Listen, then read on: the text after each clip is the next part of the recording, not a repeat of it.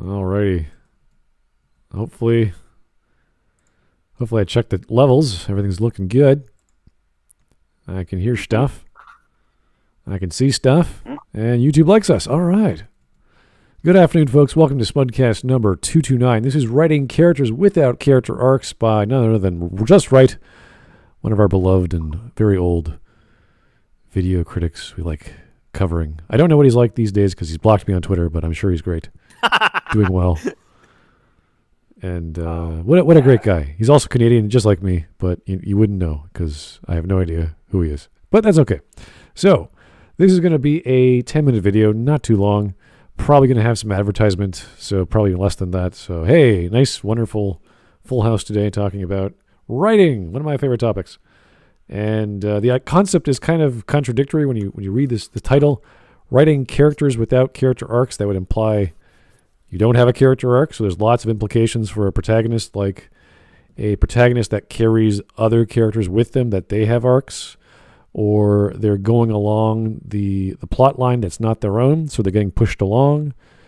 You have a secondary character who ends up taking up a lot of flack, or the goal of that is to try and cure the main character of some ailment that they are not interested in fixing and they never get around to fixing because there's so many other interesting things happening around him. There's all kinds of ways of telling a story where the main character is not going on a journey. The thing is, the examples... Well, they made a trilogy out of it, didn't they? Really? Did they? A character with no character arc. Yeah. What was that trilogy called again? I can't seem to remember. It's something it about... was called... Trek Wars. Yeah. It was called Star. Yeah, something about... And it was Sun Battles. Something happens. Sun Battles. Starbell Galactica. Even ones who say they don't have arcs, like, I don't know, like Forrest Gump, because it's just an Americana style, feel-good movie. Even Forrest has an arc, even though it's not as traditional as you might think. And in that sense, where he's a flat character, not a flat character arc, the characters around him change. So it's kind of like the idea of the archetype. Forrest Gump does grow though as well. Well, that's what I mean, but it's so subtle that you have to pay attention to what's happening. I think, like a character like Sherlock Holmes doesn't really change that right, much. Exactly. It's not really about.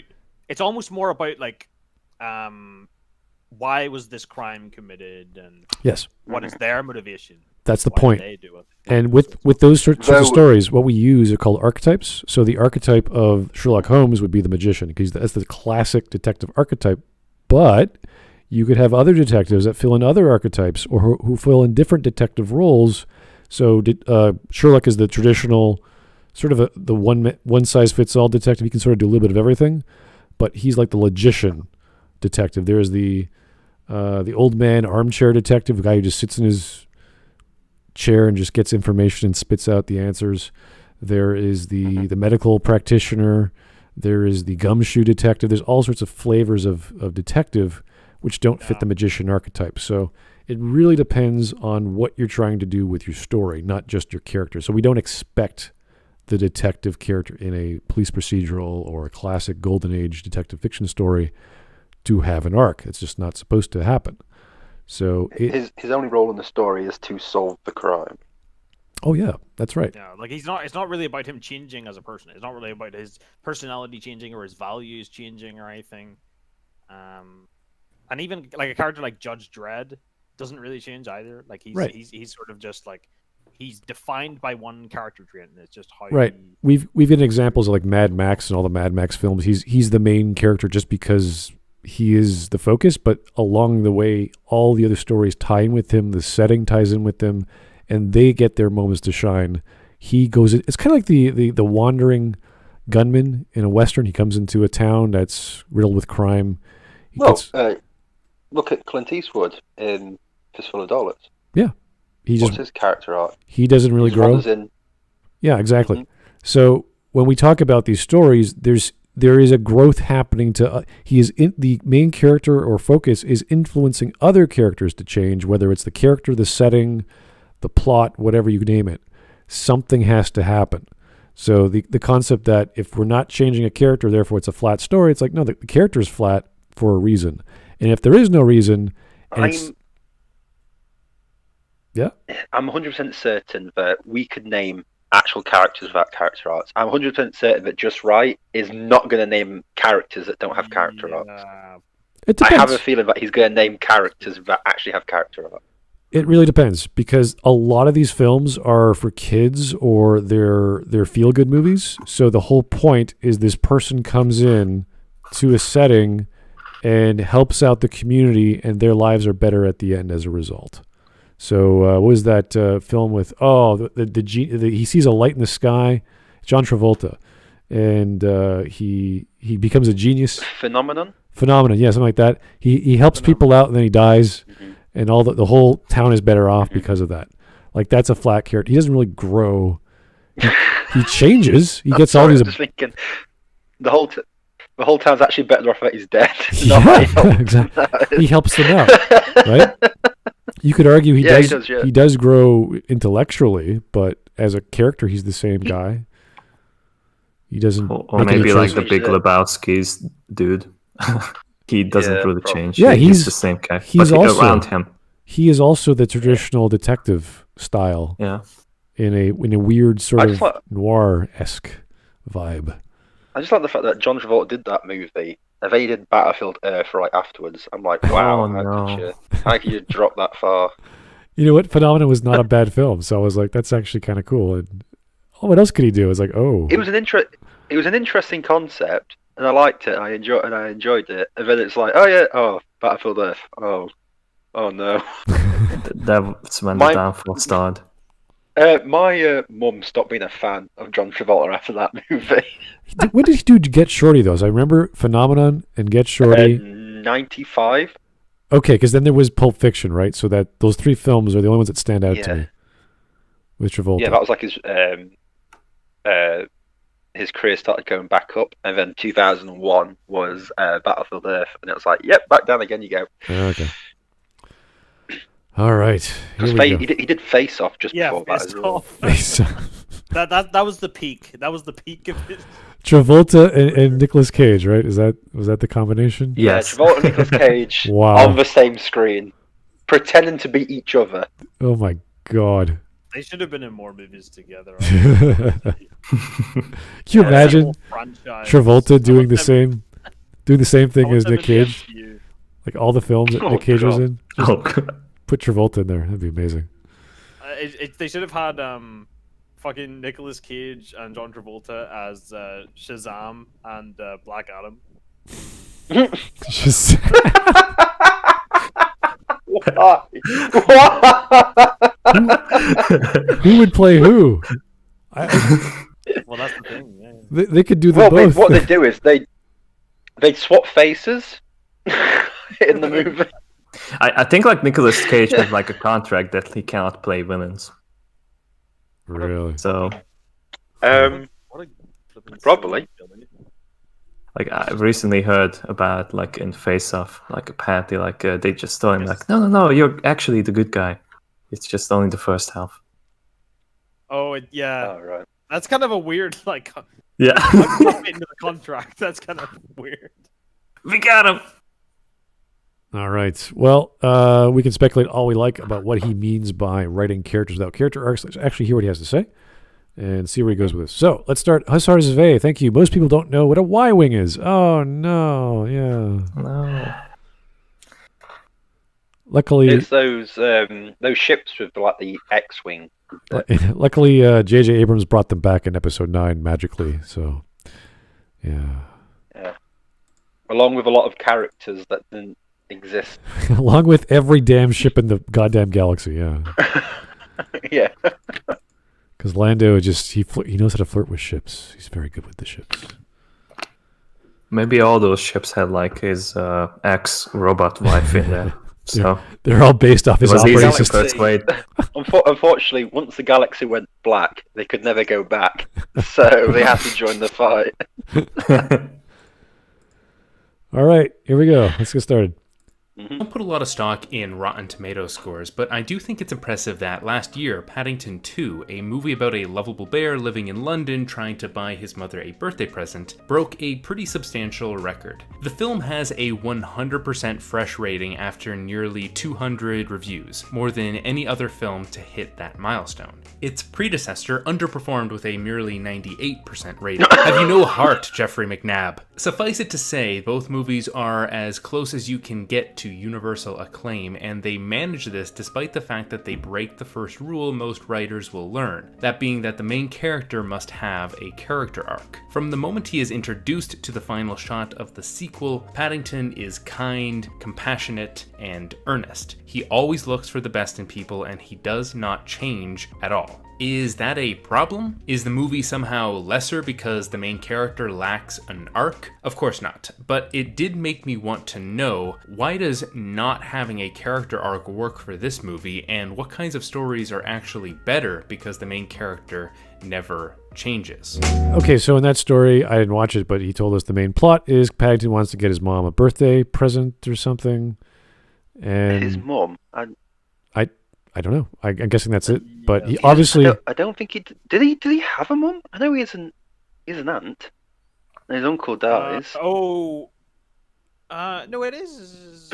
I suppose it's kind of like a Peter Parker situation, I guess. Okay. Well, that's the plot. So... But he does sort of a character arc, as in, like, he grows to, like, be accepted within the family. So either they're going on an arc physically or spiritually. So obviously it's an adventure, like he's running around on a train. He's doing all kinds of stuff like that. So they're still going on some kind of journey. And it doesn't really matter in what capacity, so long as you understand the adventure. That he's trying to do X. He's trying to get something like that. Would it be nice if he grew as a bear and learned about, I don't know, some... Well, not really grows a bear, because he'd be quite big and he wouldn't be able to fit in the house. Frightening, really, yeah. It's like, Paddington grew. God, oh fuck. You just see him like burst into the fucking Waitrose. You know? You just see him burst in and like marmalade. It like crashes through the whole thing, to get to the fucking marmalade. A 15-foot tall rabid Paddington bear. So even if a journey... Like the Zack Snyder cut of fucking Paddington. What? Zack Snyder? No. Fucking Zack Snyder cut of Paddington bear. Oh. But Dollface, you can't do that. Paddington Bear is a beloved character. No, Paddington Bear is not a beloved character. What do you mean? No, Paddington Bear and Winnie the Pooh are beloved characters. Is that why it gets... Instead of fucking Godzilla versus Kong, it's fucking Winnie the Pooh versus Paddington. Winnie the Pooh versus Paddington Bear.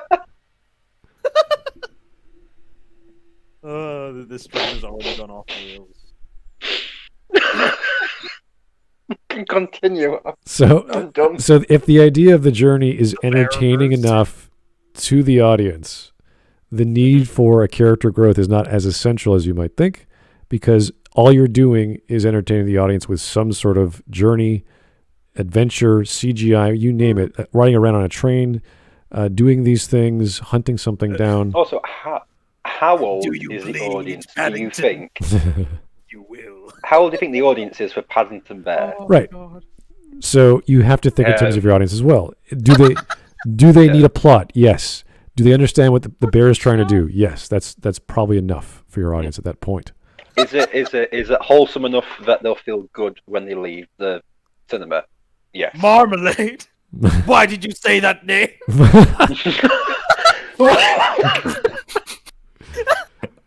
Oh, bother. I'm gonna have to kill Paddington. I'm just thinking Paddington Bear is Superman and Winnie the Pooh is Batman now. Yeah. I need fan art. Oh, bother. Here's James Moore. Thanks, James. Mad Max goes through small arcs throughout the movies. He becomes apathetic and cold by the end of the first, and slowly gains his humanity going on. I would have to rewatch 1 and 2, but they are very old films. and a little dated. For, Why don't you watch the third one, Smud? The third one was Thunderdome? Yeah. Why did you say I'm gonna have to watch the first two? You can easily watch the third one as well. What's the matter? Tina Turner not your type of girl? Back to Paddington. In terms of the character arc, I'd say it's more so like it's kind of like a I don't know how you put it, like I don't know, upside down is the right word, but it's like he goes to a low and then comes back to where he was at the start of the movie in terms of his character, because he kind of gets demoralized throughout, especially the first movie. Like he kind of gets demoralized throughout the film, but then he sort of regains that optimism and belief in human nature by the end, I think. So it's he doesn't end up better than he started, but he's still sort of gone on a journey. Right. It's still an arc. Yeah, I think the lowest point of Paddington is when he has to go to the US Senate to explain why people died in a Middle Eastern country, and his friend in a wheelchair blows himself up, and he gets blamed for it, and then he has to fight Winnie the Pooh. See, that's character arc for me. No, he fucking. Paddington. No, Do you taste that? That's fear. He drowns. Oh, bother. He tries to drown Winnie the Pooh in like a sea of honey, like a vat of honey. Like he kicks him off a railing and he falls into a vat of honey, but at the same time he's pushed off into a vat of marmalade. So, and then all you see fucking Paddington come out and then he draws the smile on his face with the marmalade.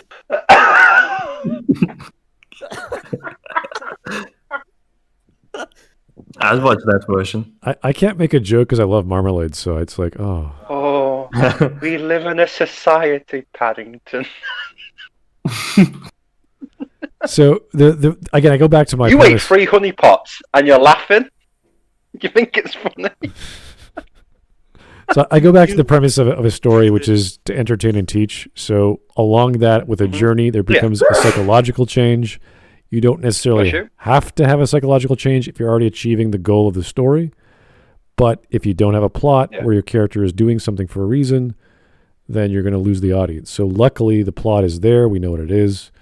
And Paddington does not need to change. It doesn't have to complicate his personality that much. He doesn't have to like. I think when you talk about like a character arc, is like a character arc is a character not being a static brick.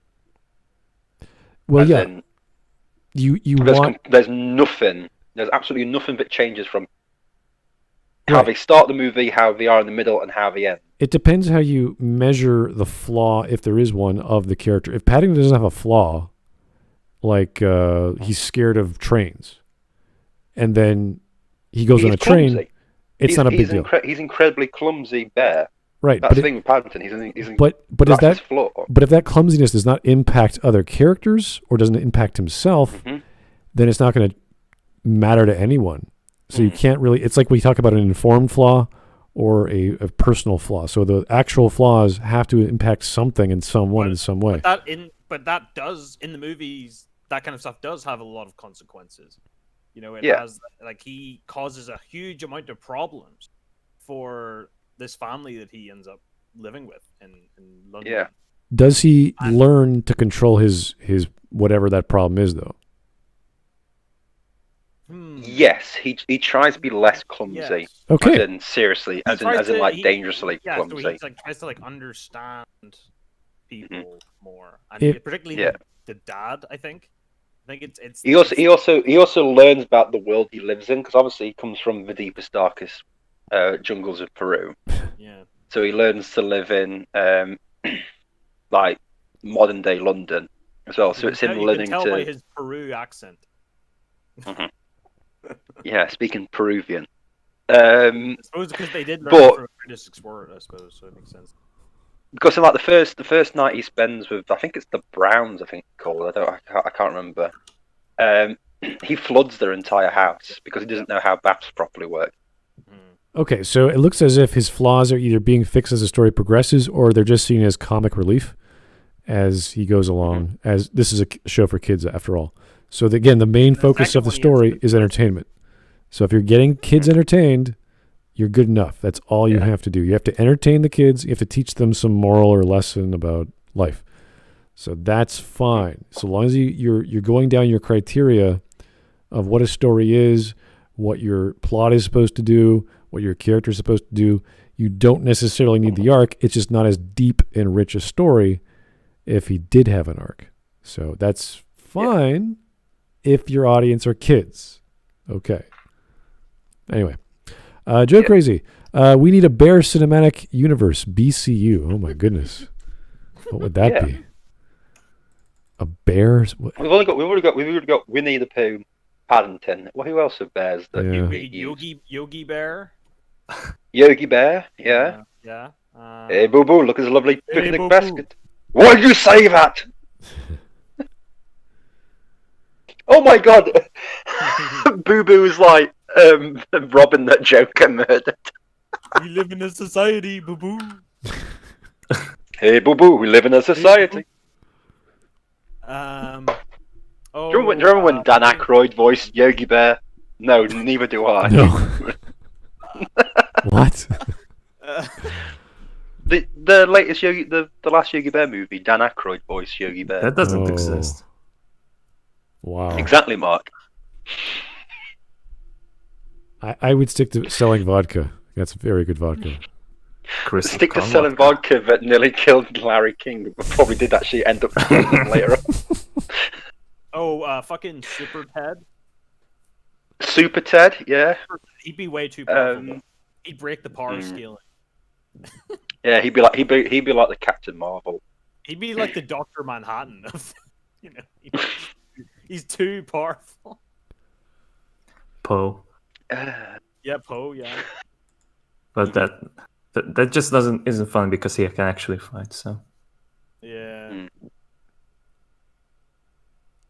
Lots of hugging bear from Toy Story 3. Yeah. I guess. Yeah. All right. So there's quite a few.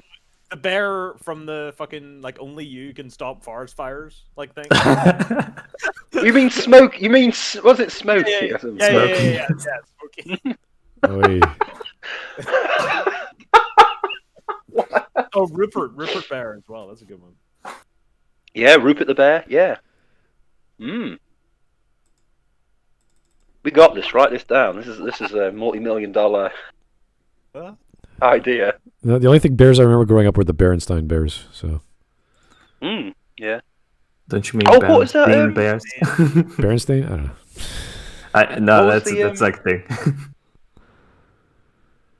There was another group of bears that were like Yogi Bear. The I can't remember. There's like 3 of them or something. The Care Bears. The They're kind of like the Care Bears jumping Winnie the Pooh. Oh, fucking Fozzie Bear.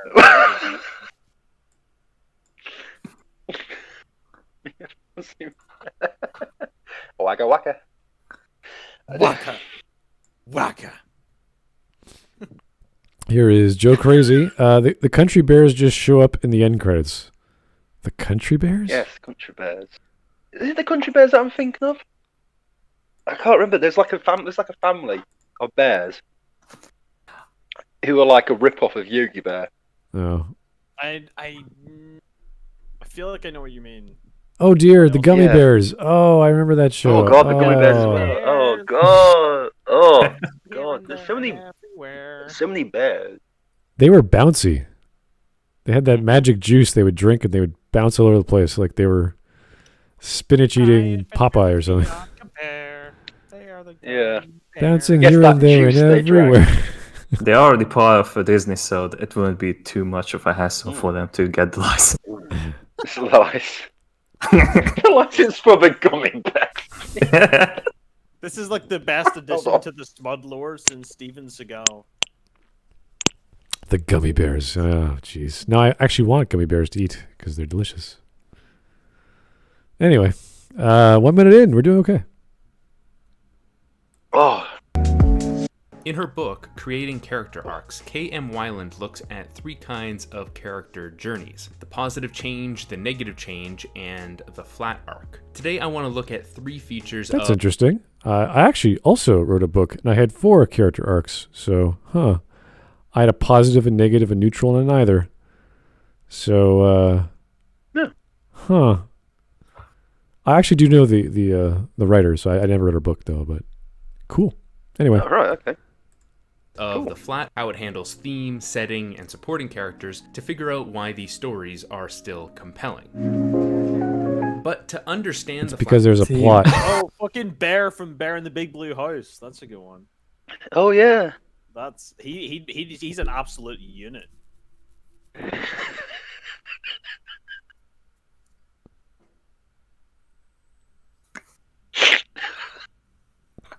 What does this stream become? Are you guys okay? No. I didn't know mammals of a certain descent would drive you to giggles. I'm just loving the fact we just keep remembering random bears.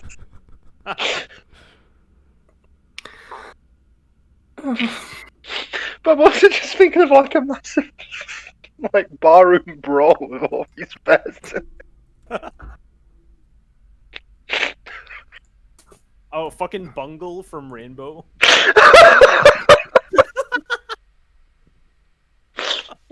That's horrific. Bungle from Rainbow. Please stop talking about bear.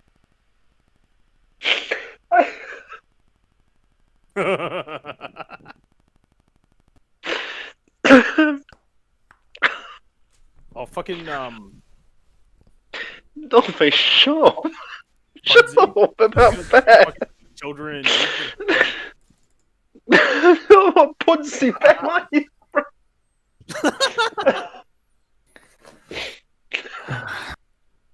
This is getting unbearable. Yeah. I hate. I hate you, Double. All right, let's keep going. Keep going. Joe Crazy. The main crossover will be titled Ursa, Secret of the Gummy Bear Juice. Ooh.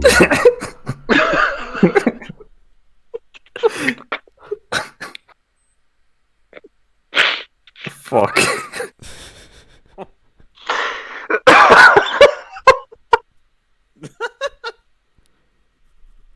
Well, I'm glad you guys are having a good time because I love I talking don't about like it. storytelling and furry woodland creatures. My chest hurting. I don't like We need it. Hollywood when we just have like This movie is 100% fresh, man, on Rotten Tomatoes. That's why it's so good. This movie was rubbish. I But watched it. It's absolutely terrible. Paddington 2 is rubbish. Oh, I liked it. Yeah, but you're Irish. It doesn't really count anymore. It's okay for like it's okay for kids. It's I'll say this: it's okay for kids. so- It's a kids movie, but it's nothing no, special. it's It's not Patrick 100%. So that means I'm right. You know that. On this Yeah, day, sure. I'm correct. I'm gonna say Rotten Tomatoes means nothing to me. If it's 100% fresh, it means nothing. I thought it was pretty funny having fucking Hugh Grant as this actor really struggling to be taken seriously, you know, and basically his failing this, he's having this failing career and everything, and he's really up himself and everything. I thought it was quite funny. Like the Hugh Grant's character, that was funny. All right. Okay, let's get back on the wonderful elements of settings and themes and characters in the Paddington 2. The flat arc, briefly about the more common character arc, the positive change, and an element of these kinds of stories Weiland calls the lie the character believes. The most common format for a story is that you start with a character who believes a lie about themselves or about the world. In Inside Out, for instance, Joy believes that the only emotion That that was is a very valuable Canadian out is, there, well, Joy. This causes her to act in a patronizing way towards the other characters, especially Sadness, and it's her belief in this lie that nearly causes the destruction of her entire world. The story acts as a crucible to It doesn't have to be a lie, it just has to be information they're not aware of when we're talking about a character flaw. Mm-hmm. So they don't have to be consciously aware of a lie or conscious at all of a piece of information. So it doesn't have to be, any contradiction will work. So lying is just making it known to the audience. I think he just means there's something a lesson that they need to learn. There's something that they for whatever reason they don't have the quote unquote correct opinion, which is but it's like in the context of the story there is a right thing that they should believe, a correct thing that in the context of the story. And then the story is sort of about revealing what it is that they need to learn. Right. This is why we connect the journey, the physical journey, with the psychological journey as well. So we have shortcomings within the plot, like there's a door I need to open. I need to find a key to open the door. In the process of getting the key, you learn more about yourself. What does it take to go through conflict? What do I have to change to get the objects I need to open the door? What do I need to do to talk to people, to associate myself with their lives, so that they become better, or you're helping us out. So there's a give and take between the plot and the character and how the character grows as a result. And I guess in this example, we're using a lie, but it could be anything. It could be stuff they don't know. They're learning as they go, and they could just come to the same result regardless of starting off with a lie. So that's fine. I mean, you could structure your character in multiple ways, but we generally want to go for character growth. And it doesn't matter if the growth is positive or negative or neutral. It has to go somewhere. So this lie could be true. She could say, hey, I like this lie. This lie is what I think is the best way to operate. And she just decides near the climax to double down on her lie, or whatever the case may be. So that's fine. That's a negative character arc, but at least there's an arc. So we're talking about flat characters. You can't rely on that character to change much. There has to be some other element in the story to show growth of some kind. Here is 210505. Thank you, sir. I'm watching my nephew, and he's making me watch Ant Boy on YouTube. I want to die. Ant Boy? What is Ant Boy? Yeah. Is that like mid-2000s fucking animated movie, or am I thinking of something else? No, you got the right movie. Yeah. Is it part of the MCU? Really? No.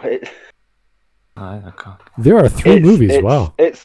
Oh no! Wait, is there? Oh no. What the fuck? What the fuck am I looking at? Ant Boy. What the fuck? I didn't Wow. ask for this. I did not request this. But here it is. Requested. Do we want to know what Ant Boy is there too, Tim? I don't know. No, we're fine. We need more bears. The mid-2000s animated movie I was thinking of. I think Ant Bully was what I was thinking of. Oh, Ant Bully, probably, yeah. That's probably, yeah. Oh, well. Okay. Never mind. Keep going.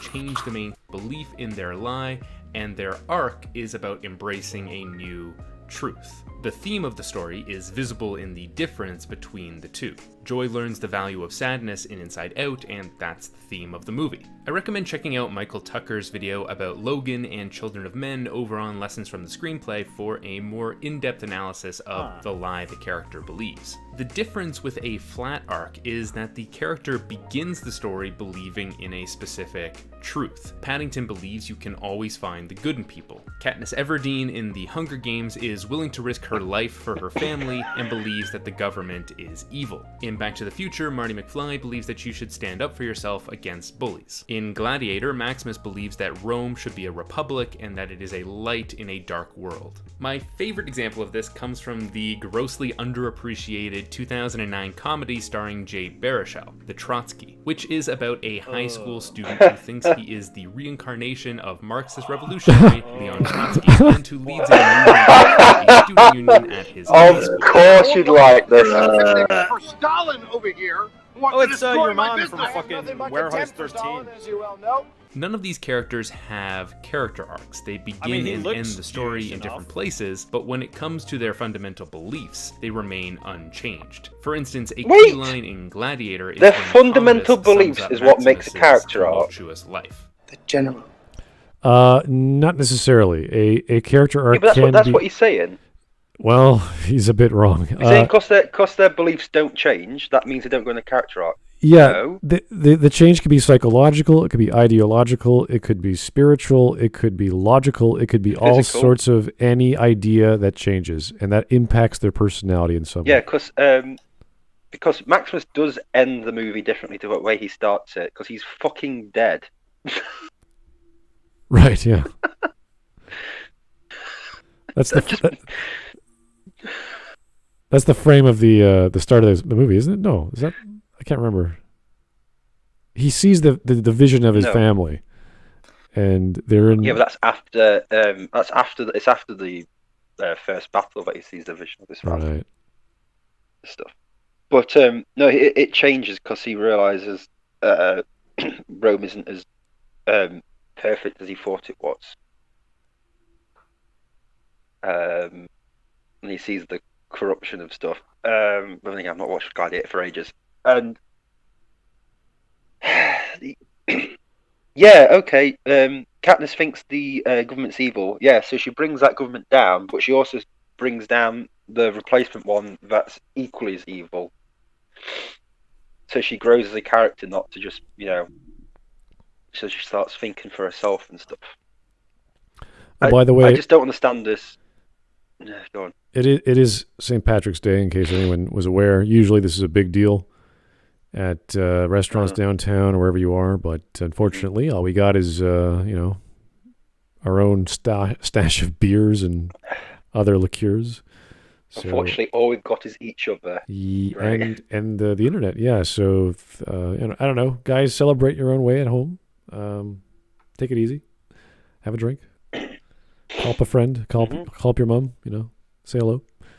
Always nice. Yeah. Yeah. The only thing I could You say actually is, celebrate this day. yeah. The best I could do with my can of Dab beer is green, so it's as good as it gets. I've got nothing green in my house Really? at all.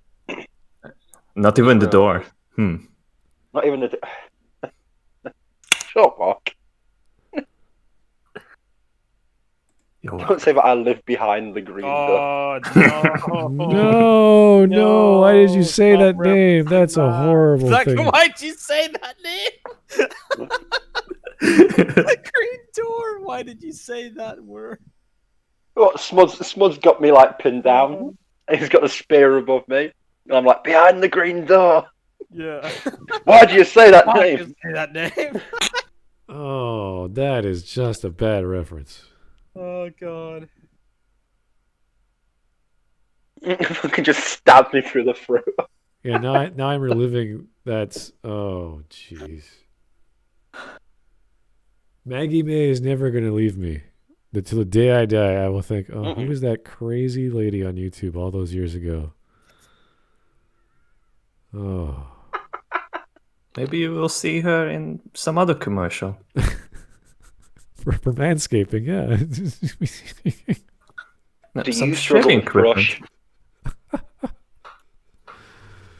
Oh, boy. Do you struggle with vaginal discharge? Well, I used to, but now I use.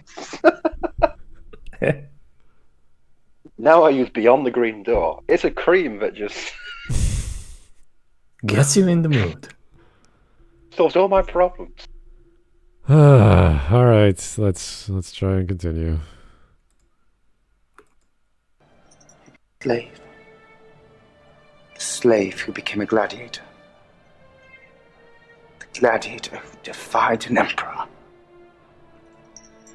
Striking story. Despite his position in society constantly changing, Maximus is still the same person at heart. The themes of these stories are often more overt than in positive change stories, because the protagonist believes in the theme from the start. This is in contrast to the story worlds. They don't have to believe in a theme. That's sort of stretching the connection between the elements of a story. We're talking about a character as a person, or trying to be a person and needing to change as a person in order to achieve what they're trying to get, whatever that is. It's kind of like, well, the theme is kind of about, like, if it's a positive change, it's the theme is intrinsically connected to what lesson it is that they're learning that defines. The theme is usually the majority or the most common conflict, unless your definition of theme is different than mine. So if a story is about a gladiator, you're going to show a lot of scenes in a gladiatorial arena with gladiators killing each other or whatever. Like that's... Yeah, but that's not the theme. That's just... That is the theme. That is the main theme of Gladiator. The bunch of theme dudes. Gladiator isn't Gladiator. That's not the theme. What's the theme of I don't know Gladiator? what the theme is. Well, I don't know. I haven't seen it. Oh. A theme isn't just like the setting. You know? Well, I'm not saying the Gladiator arena is the theme. I'm saying the conflict that happens most often and the stuff that happens around it. What the story... Like if you were watching a movie about a bunch of zombies and they're in a post-apocalyptic world and they're trying to eat people, then you're watching a zombie apocalypse movie and the conflict is all about stopping zombies. That's the major theme. That's like the literal what happens in the movie. That's not like the theme. So say in like Man versus zombie is the theme. Yeah, Man versus zombie is a theme. Yeah, that's just literally what happens. That's not like the theme. yeah, but but a theme can also be what literally happens. That's not what a theme is. To me, a theme is what a story is about, right? So if a story is about zombies trying to eat you, and 33 or 34% of the film is about that, that's your major theme. You could have two other themes in there. There are 33%. When I hear like when I think of what is the theme of a story, I'm thinking. So say you have like a story where it's zombies. Sure. Right? If you have it where it's and people are surviving, and then they do increasingly horrible things in order to survive, and they increasingly trust people less and stuff. It's all about how suffering and how hard like times causes people to act immorally, and how suffering can make people act in ways that they wouldn't otherwise act. Right? So Sure. It's sort of a meta. That's the theme. The theme is about how suffering causes people That sounds like... It's not that specific Yeah. situation. It's What...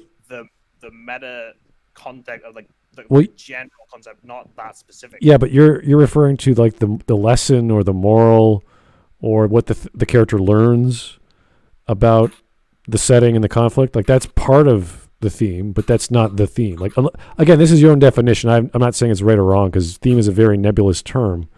I like to break it down as simple as possible because a story is about entertaining someone and teaching them something as well. So what you just described to me is what the lesson that the character might learn, as well as what the audience will learn as a result. So I try to be as clean as possible because themes can take on because there's so much conflict in a story. There's ultimately all stories should be about conflict. So every scene in a story, if it's a good story, will have conflict in it, even in dialogue.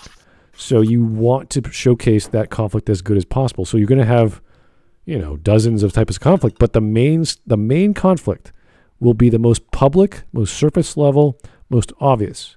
So Star Wars, wars in space. That's one of the major conflicts. A bunch of spaceships shooting at each other. Then you have conflict on the ground. So you have like military forces.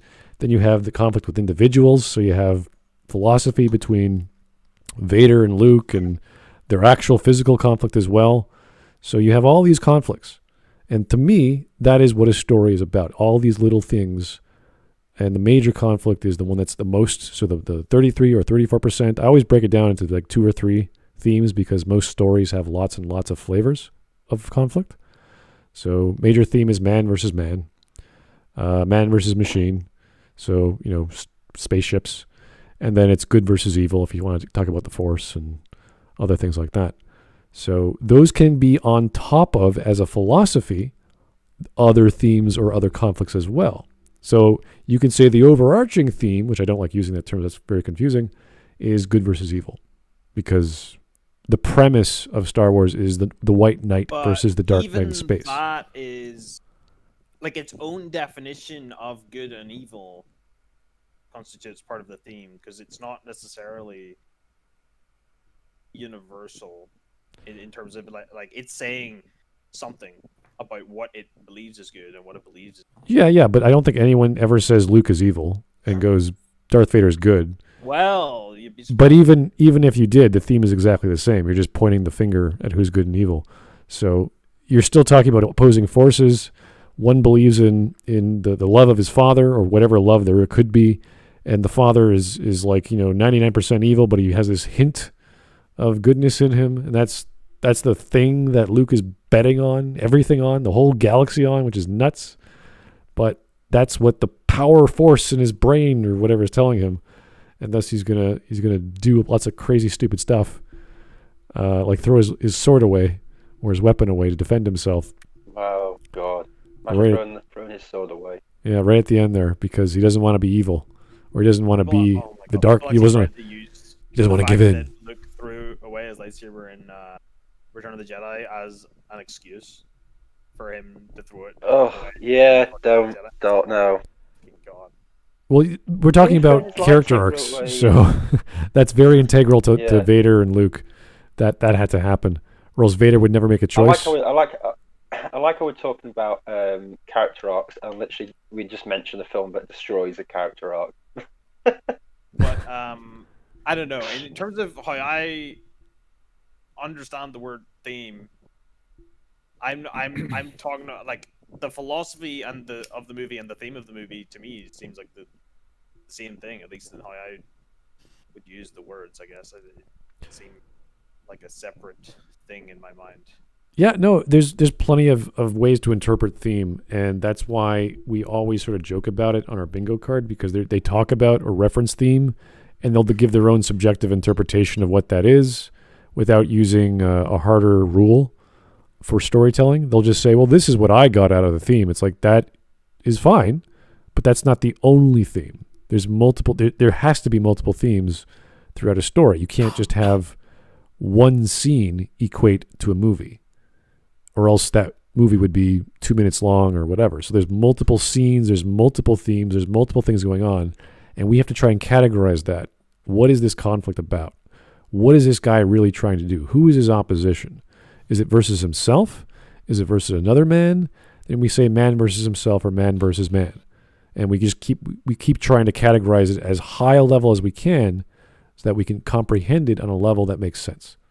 So that's why I like taking it apart as much as possible and saying it's just conflict, and each scene should have that element in it, like a zombie apocalypse or a gladiatory arena. You can wrap your brain around the setting. That's why I talked about politics in the West Wing, saying, well, the West Wing is about politics, but that's not what the narrative is about. Yes, there is the White House, there's the president, there's all these other people, but when you listen to the conflicts, when you listen to the dialogue and what's being said, it's not about a political struggle. It's about a bunch of people trying to organize a bunch of other people and to influence others. Now, you could say that is conflict, that is a political conflict, but to me, it's just a bunch of people arguing. They could be talking about donuts for all I care. It would still be the same level of gravitas because all the actors are there and it's all a big deal and they're talking about what to order for lunch. So you have to watch the show and get that. But this is fine. You could have your own interpretation of theme. That's totally cool. Yeah. All right, let's keep going. Surrounding character. The protagonist of flat arc stories will find themselves stuck in a society that they are fundamentally at odds with. That's because while they don't believe the lie, almost everyone around them does. Paddington finds himself in opposition with people who are unfriendly and distrustful of strangers. Katniss is... This is... Oh my God, it's Doctor Who. Yeah, you're right. This is, I mean, it doesn't have to be a society that's at odds. That's just a story. A story needs conflict. So if Paddington Also, he's in London. Of course people are miserable. They're in London. Okay. So if being miserable in London is like being happy elsewhere. It seems though that the bit that Paddington is actually in is like this weirdly idyllic part, like relative to what most of it's actually like. Which is to say a shithole, give or take, Here's the Bat Boy. Thank you, sir. I'm pretty sure a flat arc is when the character doesn't change, but they change the environment or other characters around them. That is a possibility. I don't know what is the point of Paddington 2. So I think Well, he goes wouldn't to the best prison. example of a flat arc be Commander Shepard in Mass Effect 2? Because he changes, people change around him and stuff, but he doesn't change as a character. Well, this is what we talk about Mad Max, the same idea. They're just an avenue or a vessel for other things to change. Like, you have to have change in a story. It doesn't matter specifically, classically, if it's the main character. It should be, because that's where the focus is. But if you want to point the focus at the setting or a secondary character or a group of people, you can do that. It's just not going to be as effective. And Well, it's almost like I'm going to go back to obviously Clint Eastwood with a few dollars more with Lee Van Cleef's character of Colonel Mortimer, because his character goes through Clint Eastwood's the main character, but we connect ourselves more with Colonel Mortimer sure. and his journey in this movie. I like to give an analogy with food just because it's easier to understand. Imagine grilling a steak, but it has zero flavor. So it's a well-cooked steak. It's medium rare, fantastic, what's it called? Sear. So it's well done on the outside, nice and raw, nice and medium rare on the inside, but there's no flavor. But you have to give it flavor. So what do? You make a sauce. So you garnish it or you provide a dipping sauce. So what you end up doing is you're just using the steak as an avenue to get the sauce. The same way we talk about salad. There's not much flavor in salad, and salad becomes an avenue just to eat or just to take fat from olive oil or vinegar. So the flavor comes from something else. So classically, I would rather have all the flavor be from the character because that's the focus. And that's why you get leading men who get typecasted like Leonardo DiCaprio's. They're so good. They can fit in so many roles and all these things happen. They can bring out emotions and scenarios very well. So He's played everything from plantation owners to time travelers. No. he's a time traveler. Yeah. So it makes more sense for me to talk about focusing on one thing than to focus on two things in a style of writing. Because if you focus on two things, not to say you can't do it, it's just harder to accomplish. So I'd rather teach someone how to do something the right way. And then once they do that, then they can give a character arc to their antagonist. Then they can try and do it with their secondary character. Then once they're happy with that, they can make a flat character and make that it's a process of learning. So I don't like just talking about flat characters because it's usually a bad idea. So yes, you can grill your steak without flavor, but you better have a nice dipping sauce or some side dish to help it out, or else you're going to be eating a sponge, a dry, tasteless sponge. You can have a well done Clint Eastwood, but if you don't have good Tuco salad, it's not going to make a very good. Think of Clint Eastwood in all his films where he's really bad at shooting, and instead he has a sidekick who's really good at shooting. So Clint Eastwood is just the guy who walks in. He says, "I'm the law now," or "I'm cool guy number 2." And the Green Hornet. There you go. That's a great example. Yeah. Kato is the guy who's kicking ass, and the Green Hornet's like, "I am big American man. Hi." So it's a bit more complicated. It still works, but you have to have some other character doing the work or doing the heavy lifting. Is discussed the excess and injustices of the capital.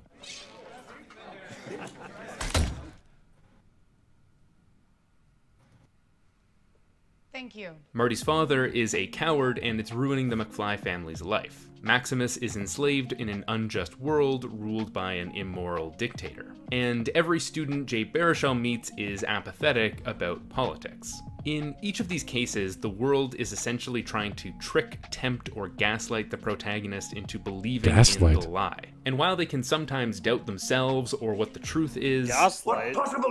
That's not even a real word. In the end, they You're never making give that up on trying to reform the world around them. And this leads us to the most essential part of the flat arc, the supporting characters.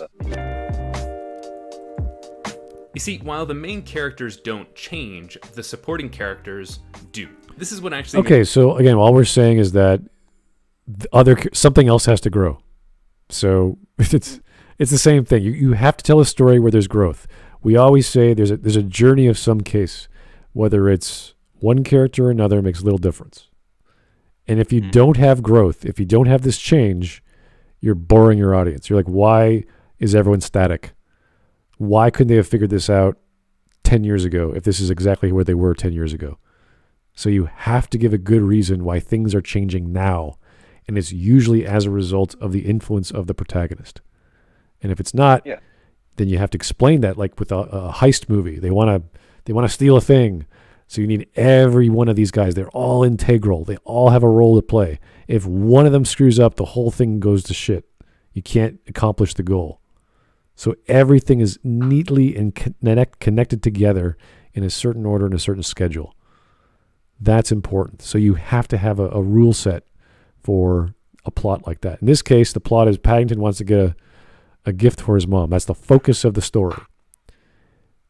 If that's all it is, and it's fun and entertaining for kids, and they're going to learn a lesson about being nice and learning how to give and not being selfish, then the story has accomplished its goal. It doesn't need to do all this other stuff. And we could talk about, I think, what's her name? What's her name? K.M. Wayland, which was the book that he talked about.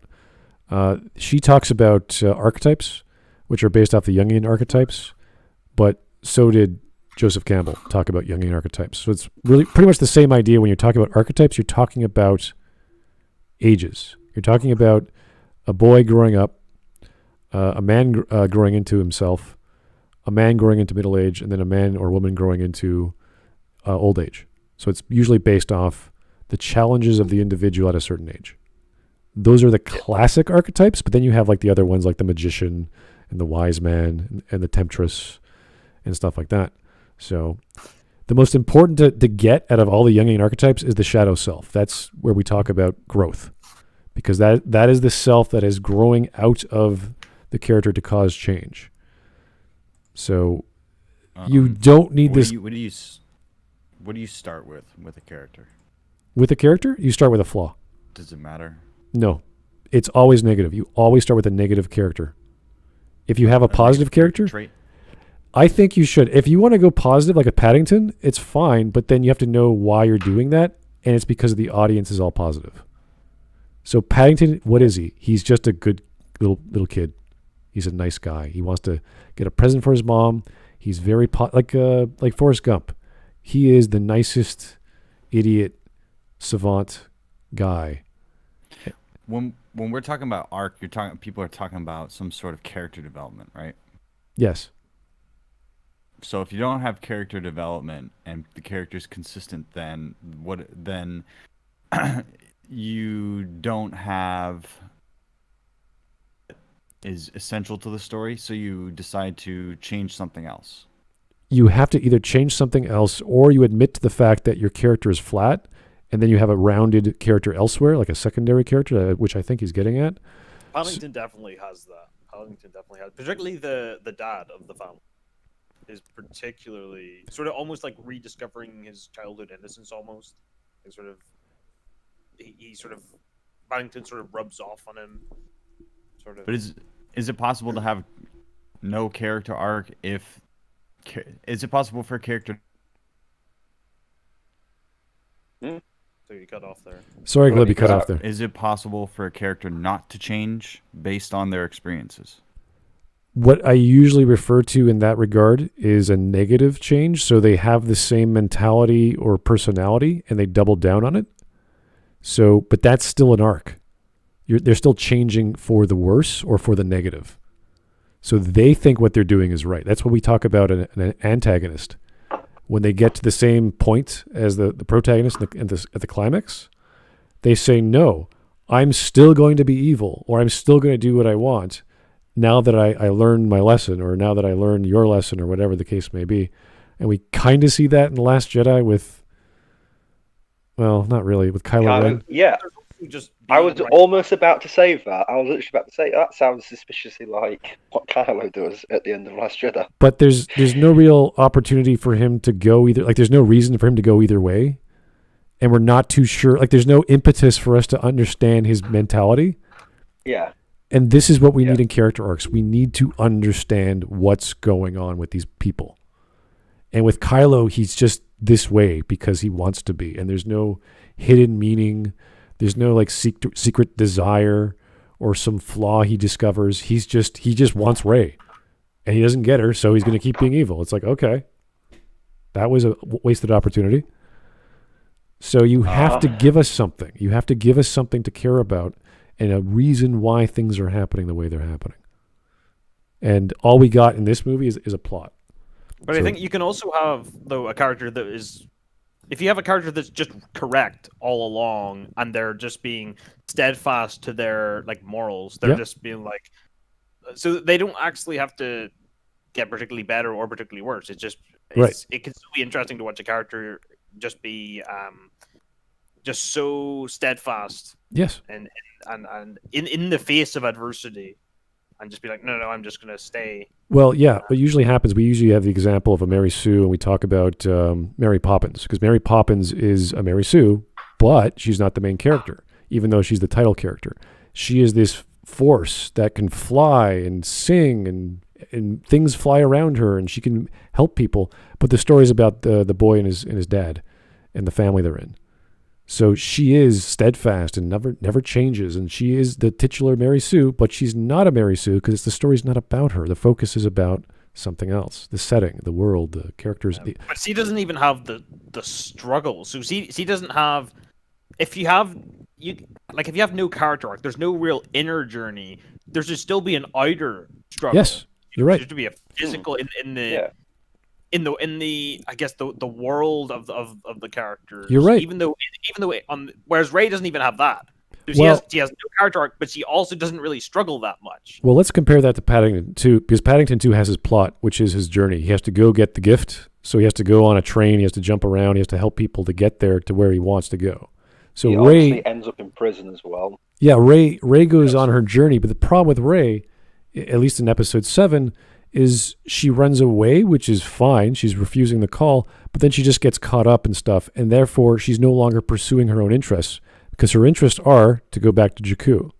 But she gets captured, and then she has to escape, and then she finds her friends, and then the movie's over. So I think they pay lip service to the idea that she really cares about going back to Jakku, and then it's like 2 minutes. It's dropped. It's completely dropped because some orange lady said, no, it's not going to happen. And you're like, oh, okay. And that's that. So you have to give the character their moment to make a choice, an act. It's called an active protagonist, to go say, I want X. My plot is to go to X. And everything along that is a public reveal. So that the physical conflicts like fighting in space or jumping over a hurdle or trying to open a door, that's all public stuff. That's not character growth. That's just, I got to get to X. It's through getting to X that they go, I got to change my outlook on life. If I want to be an entrepreneur, I got to give up lots of shit. I got to give up on sleep. I got to give up on friends. I got to give up on extracurricular activities. I got to do all my stuff just to get to X, to become successful. So it's something we learn in life as well. We have to change to get to X. And that is the character growth we're looking for. And whether it's positive or negative or neutral, and when I say neutral, I don't mean nothing. I mean postponed, meaning what has to happen, and for whatever reason you can't because your growth was wrong, meaning I'm going to buff up in the gym, and you're talking about like Rocky or something. He's buffing up in the gym. He didn't want to win the fight. That would have been great. He wanted to go the distance, which is a crazy idea for a fighter, but he wanted to build up endurance, essentially. That was his plot. So we thought, oh, maybe he's going to win, maybe he's going to lose. That was the anticipation of what's going to happen. We're not sure. It's a mystery. Is he going to lose? Is he going to win? and he ended up just having what they call that, a stalemate or not a technical knockout. It's a win by number of punches, I think. So that's one of the rules of boxing. So you learn a little bit about boxing as you watch Rocky, even though I don't think anyone would ever go into a fight just to go the distance. But that was he was proving to himself. The fight was not with I can't remember his name already. The boxer he was up against. It was about himself. He was fighting himself. So it was man versus man. That was the main theme. And he was proving to himself he can become a contender. So long as the audience understands that, which was kind of clever because we weren't sure what the mystery was at the ending of Rocky. And it was about a personal achievement, not a public achievement, which I thought, because the whole journey was about him becoming the boxer. And we saw it in stages, which is interesting because it wasn't really a hero's journey, not in the classical sense of a flaw. He goes, I know my flaws. I have to get better. But we don't know what that means. We don't know what doing jump rope means. We don't know what doing sit-up means or jogging means or all that stuff that he was doing to prepare because they didn't explain it well or et cetera, et cetera. So that's fine, but I would have liked to know why he's doing all the things he's doing. Kind of like, oh, all right, you didn't win, but you still achieved what he wanted. Cool. I actually have a question about this magician-like archetype. Is that where would you categorize Jack Byrne from Big Trouble in Little China as well, like into this category? As a character with no arc? Yeah, because pretty much like he starts out as like a truck driver, and he ends up being a truck driver, even though like all the things that happened in the movie, like he got into like things around him like did change, and I think like Wang did like develop into something else, but himself he just like returned to like where he just started. I would have to look at the character because usually those films are not for having growth. They're just they're a physical adventure. The same sense with Indiana Jones. The thing with Indiana Jones is he has a fear of snakes, and he has to address that. So he makes the choice to like, oh my god, like I'm doing this right. Like he still is scared of it, but he's making the choice to overcome his fear, and he still doesn't like snakes because for whatever reason. But that's part of addressing a flaw in a character that they're aware of, and then showing the audience here's Chekhov's gun, boom, boom, boom, boom, boom. So that is usually enough for the audience to say, oh, he's doing the thing he doesn't like. It's entertaining. He fell on his ass. He's fine. So that's usually enough to facilitate a proper hook to the audience to keep watching and go, okay, some guy knows his writing chops. They're trying to get the audience's attention for doing the thing that they don't like to do. But with, that was such a weird 80s flick. I remember that guy running around upside down on the wall. I can't remember the character of the truck driver very well. Yeah, I've recently seen the movie, so maybe that's why the example popped in my head. Okay, yeah, I'd have to rewatch it, but that's like a really funny martial arts. Yeah, it's very silly. Like it also has the trope that like we see the movie from the sidekick's point of view. Oh, okay. And, like it's totally not the main character. Right. Yeah. Kind of like the Watson Sherlock. Yeah. Dynamic. Okay. Here's the Bat Boy. Thank you, sir. Again, I'm tired when sequel defenders try to use this as defense, but Rey has no flat character arc. Sure, everyone likes her, but she does not really change the characters around her or the galaxy. That's okay. When we're talking about the sequel trilogy, when we try to talk about character growth or character arcs, we can say that maybe in TLJ, Poe might have had one, or Finn might have had one, and Finn had that opportunity to grow because he makes that choice to sacrifice himself, but then that's taken away. People say Poe had an arc, and I still don't see it. The time where it's butchered. He does things. People say that's bad. He sticks with his guns. He mutinies. That's bad. He decides not to sacrifice himself. Is that good or bad? I don't know. He's just being Like, a professional. The facts of the story tell you that he did nothing wrong, but the characters in the story tell you that he did something wrong. The only thing he there's does, cognitive dissonance. it's strange because the only thing he does is he looks at Luke and goes, "Oh, Luke's buying us time," and you're like, "Everything you've been doing is buying everyone else time. What are you talking about? That's what you've been doing. You're running away. The entire movie is a runaway. You're escaping the First Order. If you see Luke as a bullet sponge, I guess he's going to protect us. We better start running. He doesn't know at that point. He doesn't know. No one knows. Like a projection at that point, so he's just like, nah, fuck him. Yeah, he's probably gonna fucking die. I don't. So I don't know what the lesson that Poe learned throughout the entire film, and forget the other characters. They didn't learn anything. They didn't do it. Also, why is it okay for Luke to suck? Smud, Poe learned to shut his fucking misogynistic mouth and listen to women. Believe women. That's the lesson. Yeah, shut up and just believe women. I don't even think he learned that. I don't even think there was a moment where that occurred. He just got shot by Leia. He learned his place. He learned his place. You go, girl, slay queen, or whatever they Chewbacca learned. This is what I mean. He was by, knocked out, so he didn't really have. Yeah, exactly. This is what I mean by active and passive protagonist. A passive protagonist has stuff happen to them. It's called negative reinforcement. That's a problem. I wish one thing that Rey learned in this trilogy was to actually close her fucking mouth. That'd been a nice lesson to learn. Yeah. She did, like the ending scene. Like she eventually closes it. No. Her mouth only closed because it went to the end and it went to black. We all assume she must have done because her jaw's tired. No, I think because the camera turned, so we never know. It's up in the air.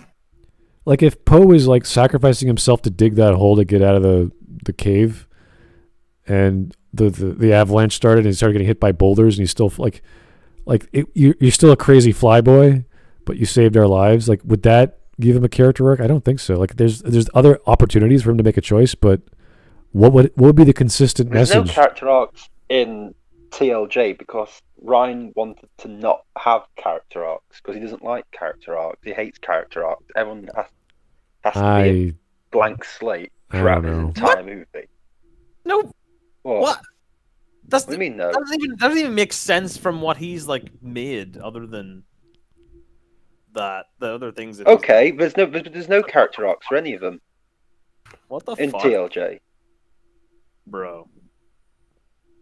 What? How am I wrong here? No, I'm talking about like Ryan Johnson's like other things that he's done. Yeah, like have character arcs. He did. Well, even with Brick, which is the only thing I like from him, is because it's a detective story. The detectives usually do not have arcs anyway. It's more of a stylistic look piece. At the stuff he makes. Name character arcs in his movie. Looper. Yeah, but that's... Okay, what's the character arc? What does the character go through with that? What would we class as do they go on a character arc or what? I can't remember Looper. I don't think so. But okay, Knives Out. What's the character arcs in Knives Out? Well, it's another detective story, so you're not supposed to have character arcs in detective stories. Yeah, but I'm just saying. I was more thinking of like the Breaking Bad episodes that he did. Yeah, but he wouldn't write those. He just directed them. He just directed. Yeah, I know, but it's still like. But like I say, he doesn't do character arcs. He doesn't do his directing was part of showing. What is the character arc of The Fly? I think like was he only a director on that one as well? He didn't he do Ozymandias as well? Yes. He did 3 episodes of Breaking Bad. In The Fly, the character arc was about Walt admitting Jane's death. It was about him like feeling remorse for that. I think he was only hinting at it. No, he was literally like about to say. Like Walt was literally just about to say. Whereas at the start of the episode, he wasn't even thinking about that at all. I just felt like that episode fell flat because right after like the next episode, if I recall correctly, there's no mention of like what happened in the past episode. It's almost like it's a complete filler that you can I just skip over. guess. Personally, I like it. Personally, like I'm in the. I like that episode camp. You know, I don't know if that's controversial, but I enjoyed it. All right, let's keep on going. Actually made me notice the Paddington movies in the first place because a ridiculous number of characters surrounding Paddington have character arcs, and all of them are explicitly the result of Paddington's angelic influence. In the first film, Mr. Brown becomes more accepting of strangers, and by the second film, Paddington has made his neighborhood a much happier place. Even when he is sent to prison, he transforms his surroundings into a paradise, making every single person there a better, cooler version of themselves, especially the abrasive prison chef, Knuckles. In the other movies we're looking at, the protagonist's efforts are evident in how they change the story world. Katniss inspires people to rise up against the government, Maximus inspires people to rise up against the government, and in the Trotsky, Jay Baruchel inspires students to take Jesus politics fucking seriously. Christ, God, dude. I love that movie. To rise up but their against- influence is Oh, of also course you evident love in how they that change movie. key Ugh. supporting characters who are His not three really choices allies. here For was instance, literally Maximus's rise up moral against the integrity government. changes the amoral profiteer Proximo into a man willing to die for a cause. Are you in danger of becoming a good man? Katniss's actions cause Effie, among others, to realize the mistakes of the government. And Marty teaches his father how to stand up for himself in 1955, which radically transforms Marty's 1985 reality for the better. And it's the fact that the supporting characters have character arcs that satisfies our need as an audience to witness some kind of change during the story. Now, I don't know if that's a need from the audience. The audience just wants to be entertained. And again, this is just me, but this is how stories operate to me, which is entertain and teach. So we don't have a need to see a character grow. We just identify with a heck of a lot easier when we see it. And that's the point of the plot as well. So if you have multiple character arcs, fantastic. It's hard to follow because you have so many characters. That's why I usually argue protagonist and antagonist, because that's the focus of the story anyway. But if you can pull it off, bravo. But you have to actually show what that is. What is a character arc? Understand the basics of that. And then have a character like, as Hawk was saying, like a Commander Shepard leader character. And everyone follows him because he's so charismatic. He knows what he's doing, even though he's not really that charismatic. He just has a skill check and everyone follows him. Yeah, I mean, I do agree. Like, people just want to be entertained, basically. But I think whether people necessarily know, like, could put their finger on what it is that makes something entertaining. I think people can tell if they get to the end of the movie and they're sort of like, okay, but what was the point? Like, why did I watch that? And that's where, even if it's subconsciously, the if there's a lack of character arcs, a lack of character development, that's at the end of the movie you'll feel it and you'll kind of be like, what was the fucking point of this?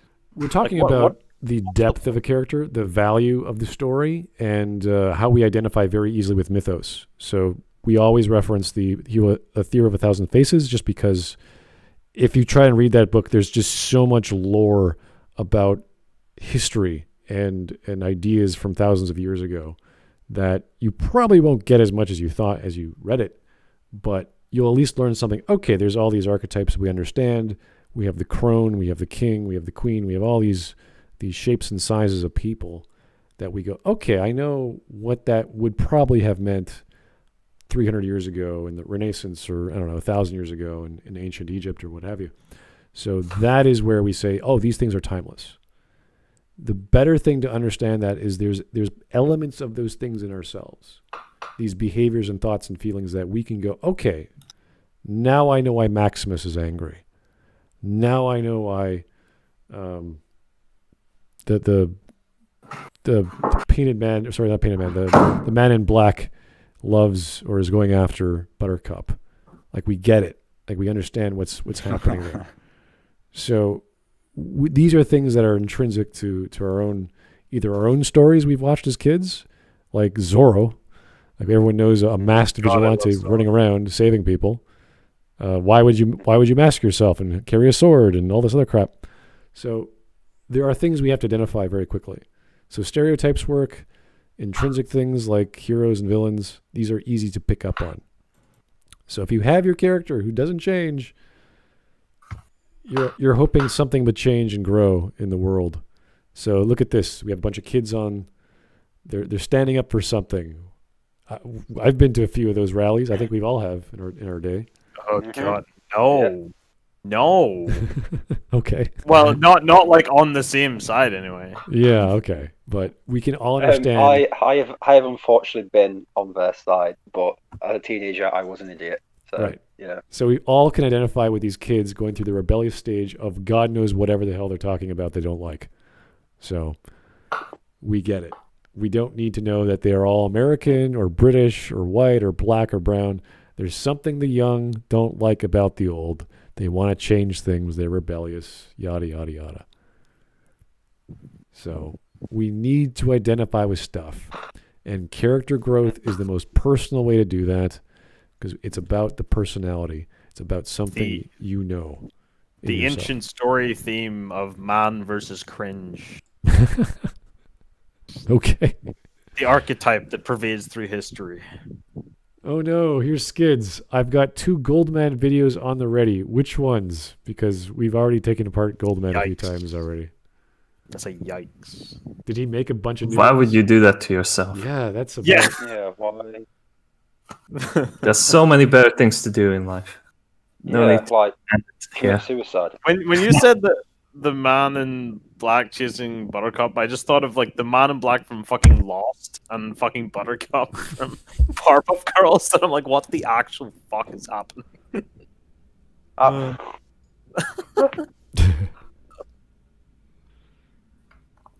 But yeah, I'm with all this, it just feels like I don't know. He's not really explained much, and we're coming to the end of the video pretty. I know. Soon. When we're talking about character arcs, we're talking about something part of ourselves that we want, that we can't achieve. Because we all know change is hard. Getting off your ass to do the thing you always said you wanted to do is hard. And when we see that in a story, it is a wish fulfillment. It is something that, oh, I get it. There's a kid, he wants to be a grown-up.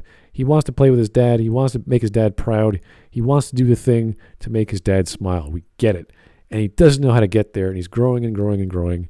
Whether he scores a goal or not makes little difference to the end result in the story, but the fact he's struggling and trying his hardest and failing is what makes it tragic and also very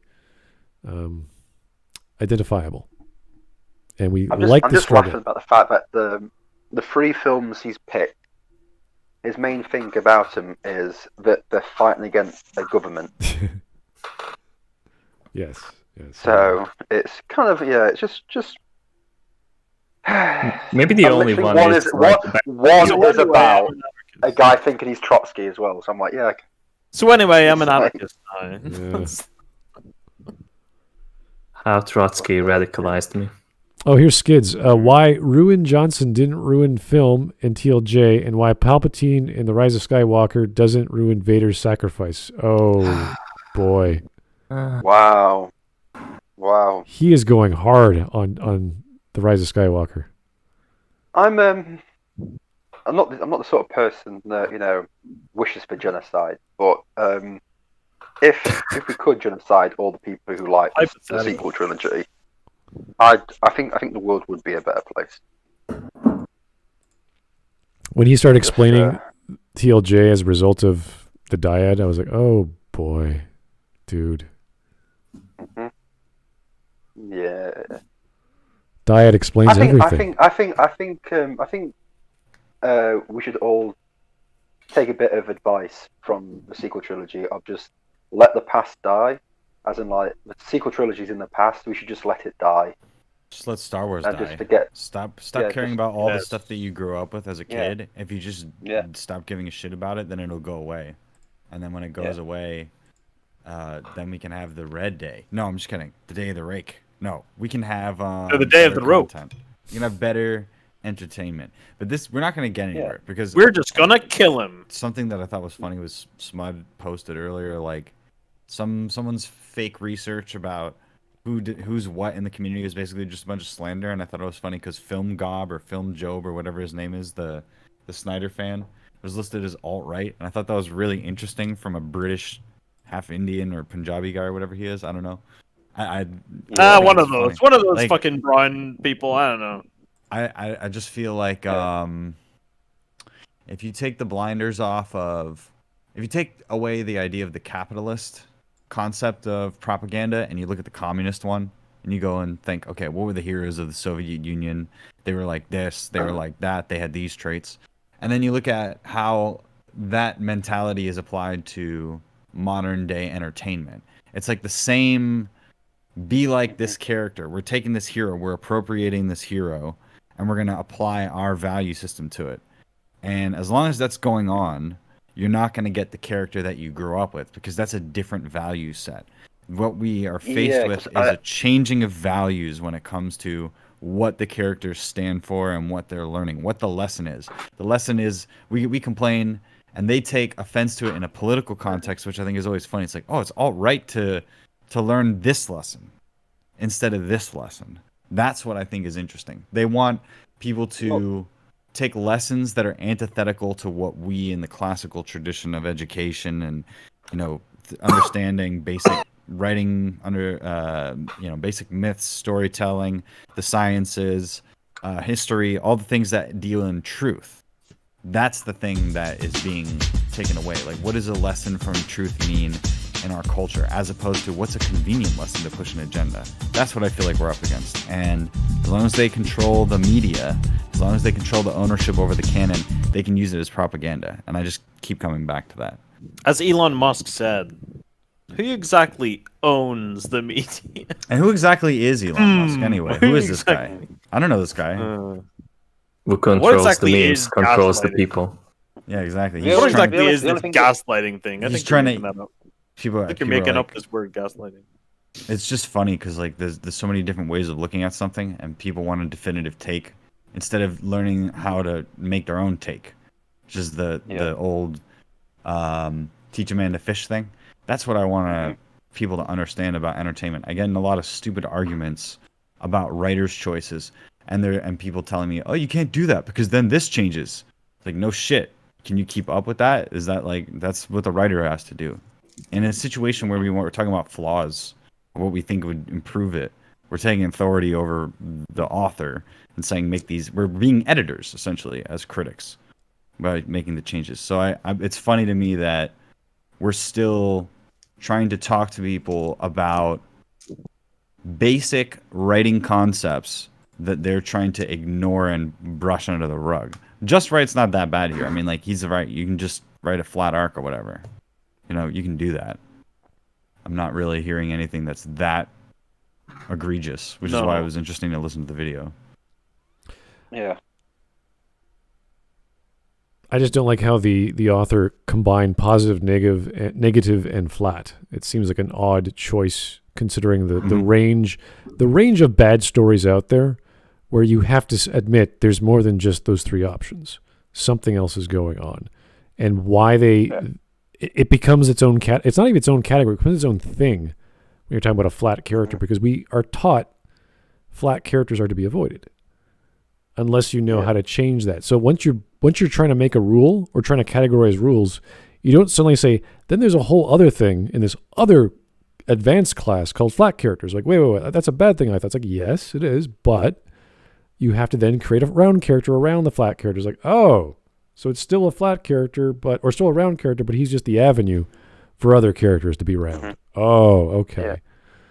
So I think the problem with a flat character is when it becomes a flat character in a flat story, as in it's just like just a fucking cube. It's just a fucking cube in the middle. It's like a Rey. Like with Rey, she's a flat character, but the world around her is also flat.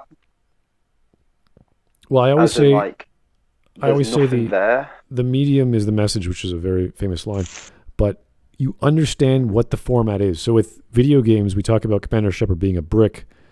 That's kind of the point. You want to identify with this no-name dude or girl who just is this awesome fellow, but he's not very expressive. He's not very emotional. He's kind of matter-of-factly. He's pretty much stoic, and that's about it. Everything else is sort of meh, whereas everyone around him is the alien world you're exploring, And you learn about that through those characters. So Tali has this huge backstory about the Quarians, and Rex does about the Krogans and all these other characters. So that is what you tell a story in the video game format of an RPG, where you identify with your, usually used to be, in JRPGs used to be the mute, the voiceless character like Link, or pretty much any other RPG in the 80s and 90s, because there was no voice acting. One of the later ones, the Warden from Origin. Yeah, same idea, exactly. Yeah. And now what do we have in Fallout 4? We have fully voice-acted protagonists, and we have cutscenes with the camera angles off to the side, and it jumps to the other guy, and it jumps back to you. So they're getting more cinematic, thinking they understand the rules, when they're just sort of going, oh, well, this game did that. We're going to do the same thing, which is interesting. I will always say the Fallout 4 main character with the sarcastic option is a poor man's sarcastic talk. So, okay. Fallout 4 sucks. All my homies hate Fallout 4. Yeah, it does. Yeah. Hey, Fallout 4 is such a good game because you can play Minecraft and Fallout, and I love it. It's got a little doggy and it shoot the little junk. Yay! You can do that in Minecraft, bro. Just Gee willikers, I really love wandering around the wasteland hunting for scrap to take back to my base camp. But Glib, there's so much replay value because you can wander around base camp sarcastically. It's got replay value. Yeah, you can. What is it? The quest for... You can accept missions sarcastically. I can play forever. Yeah, bro, I'll clear out those raiders ironically. Thank you so much, Bethesda. I can play Fallout forever and ever. I'm gonna go ironically kill those super mutants. Go anywhere. Do anything. You can play however you want. Yay! So what do you plan on doing about the jet problem in our community? How about over 7 billion endings. Wow! Hooray! It's just like democracy. I love democracy. You also have the option to like quit Fallout 4 in the middle and then pop in like New Vegas or some other game. In a way, Fallout 4 has more player agency than democracy. Yeah, at least that is true. Fallout 4. It's hard to admit, but yeah. You can quit democracy as well. It's quite easy. You can never quit democracy. You just get a ton of pills and mix it with alcohol. Just ask the Confederacy. You can never quit democracy. The Union will you have to delete your account. I will see you on the battlefield. Well, no, I won't. But my bullets will. Unlimited voter franchise. I love Disneyocracy. Come here, my little mouse rats. I love G Fuel. Commander Evil here. Buy my product. I will turn the entire United States into Disneyland. I will finish what Walt Disney started, his destiny to the stars. Only $3.99. That's a great price. Subscribe through Verizon. Smash that like button. Oh dear. I always expect at the end of those like fucking found footage like horror movies. I always expect like they'll go through this whole horrific thing and at the end they'll just be like, okay guys, it's a good video for today. Like and subscribe. To the next video, guys. I knew where you were going with that as well. Yeah, it's like same time every week. Anakin, my allegiance is to Disney, to the corporocracy. I think that would kind of be like a funny, like almost like a Nightcrawler-esque like thing, like Nightcrawler, but if he were a streamer, You fought in the Brand Wars? Yes. I was a Jedi Knight, the same as your father. I was a Jedi shill, the same as your father. I was on Collider Media before you were born. This is how we are gonna win, not through democracy, but by buying what we love.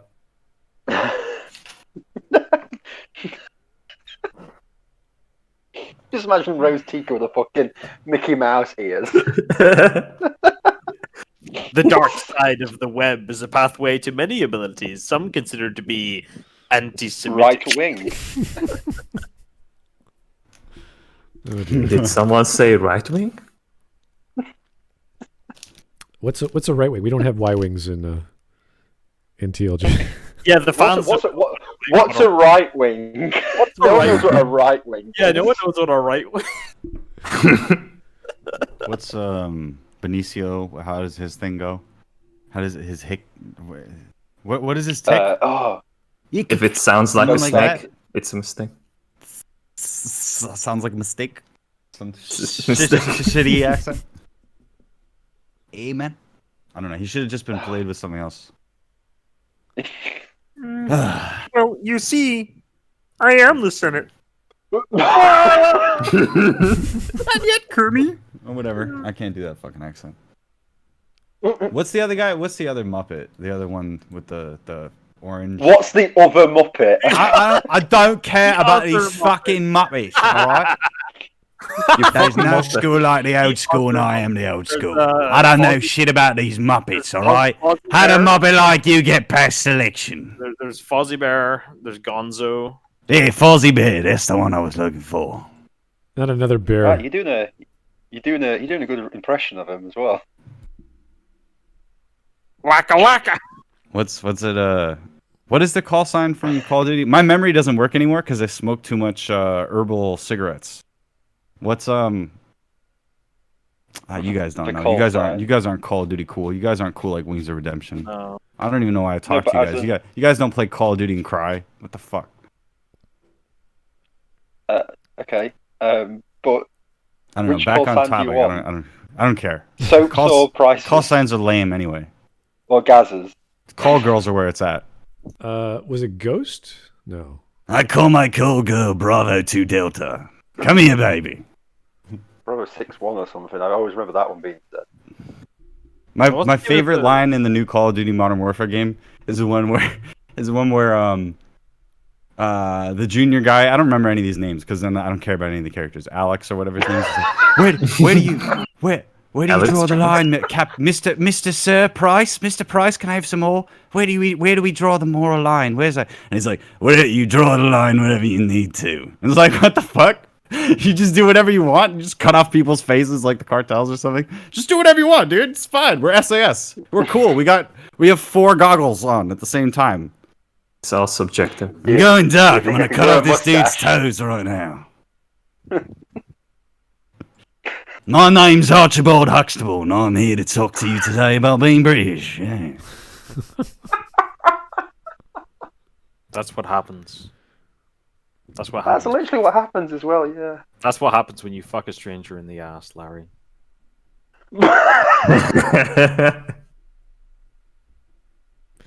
Okay. Here's Taker 610. If Maggie May is the dark seed of the Smudcast League, who is your Steppenwolf? I'd nominate AT chat. Hopefully lockdown ends for Canada and the UK soon. Thank you. Steppenwolf doesn't exist in our universe because the DC Snyder Cut doesn't exist in the Smudverse. Instead, Justice League was made as a team effort between Christopher Nolan, Jon Favreau, Martin Scorsese, and Steven Spielberg on his dessert break. And George Lucas shot it and went, hey, man, you should have more salad in it. Yeah, can you put more salad in the movie? It's no match for the Bears. It's no match for the BCU, you know. The Smudcast exists in an alternate universe, and it streams into your ears through like a hypernexus pathoidal nodeway. But when you said Steven, I honestly thought you would end up with Seagal. That's why, because the Steven Seagal in our Smudcast universe is still skinny. He's like 60, but he's known throughout the world as being a Ronin. He stops in Hollywood to act, and then he goes on his way again, and he studies like ancient Hindu religions and stuff. He's like actually who he thinks that he is. He does special operations in the Congo and stuff in Burma. Steven Seagal in the Smud universe is actually an actor. I Cut can't him believe up like you get past selection. Hey, man, I came here, through Hollywood, man. I just wandered in, came up the street with my samurai sword. I got my samurai sword underneath my gun barrel, man, so I can stab people while I'm shooting them. You know what I mean? All the time. Yeah. I can't wait for Disney to have like Total Recall type technology where instead of like re-releasing movies, they just give you like the memories of having. They just like they just directly inject nostalgia just straight into your brain. Like you go there and it takes like 5 seconds and you feel like you've watched the movie. See you at the party, Kennedy. Yeah. They're like they inject TLJ into you, and you just feel like being kicked in the balls for 2 hours. Yeah. You're like, why? Like, people would be asking for that. Yeah. You'd Some have fucking sick, twisted Eric. fucks. You have fucking Eric Butts just like fucking coming. Wow. I didn't like any of the words in that sentence. Really likes TLJ.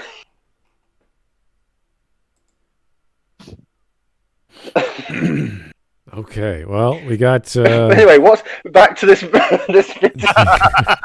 Okay, back to Trotsky. Yeah.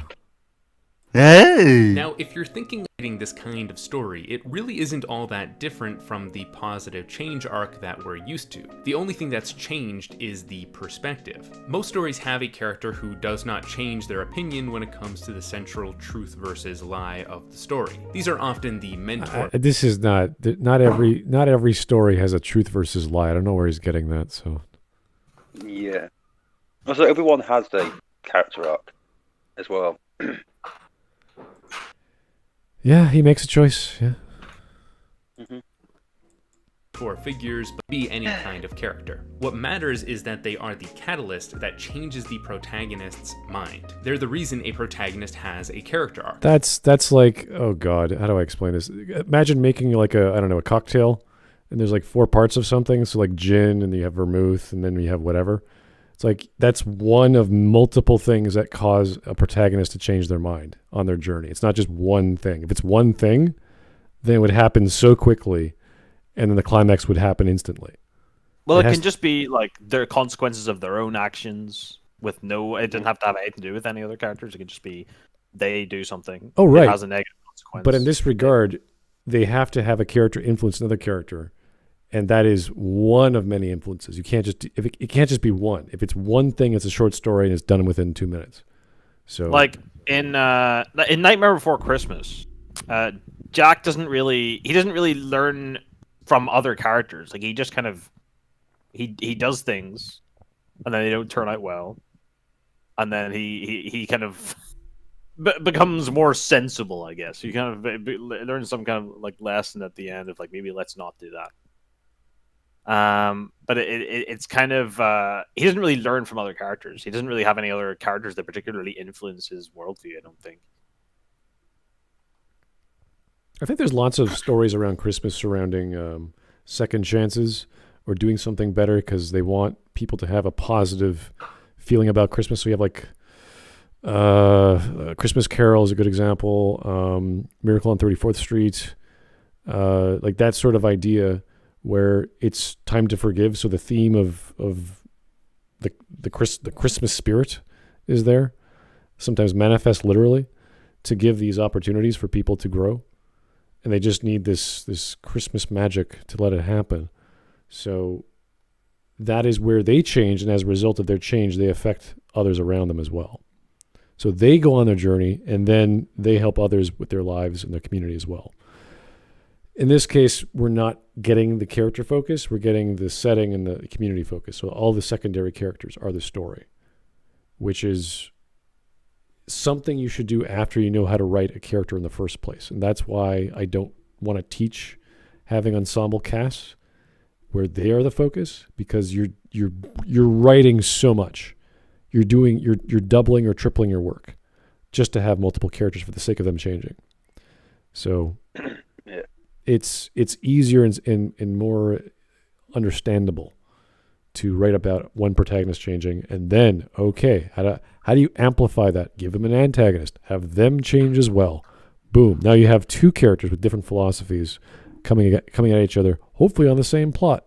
So all of these things can work much easier Like I'm not sure. This is all in someone's mind. I think these are personifications of emotions, I believe. So that is a different. That's a different scenario. Like you're doing something more complicated, which most of these, I think, Pixar style films are like that. Like what was the one that won the award? Soul. Like that was the. That was the like, okay, he's dying, there's an afterlife, and there's other souls, and one of them gets reborn into his body, and it's just like, oh, yeah, this is getting really weird. Because now you're talking about literal minds, and the one mind is not within a body, and it's learning a lesson, and it has to teach itself how to be good, and it's going to give its body to the new soul, and it's like, wait a second, what's happening here? So that's a bit more advanced, telling a much more complicated story, but in a very simple way, in a very visual technique where you know the afterlife. Oh, okay, fine, that's the afterlife. Then you have some sort of soul creature who wants to like take the dude's name or the dude's soul. He's kind of like the evil mini boss. Not the major conflict. The major conflict is his journey, his story, what he's trying to achieve. So these are much more complicated stories, and they have to be written very well in order for kids to enjoy them and appreciate them, because it's hard enough to talk about souls and alternate lives and reincarnation and the afterlife. Oh, jeez. So. Yeah. Boss.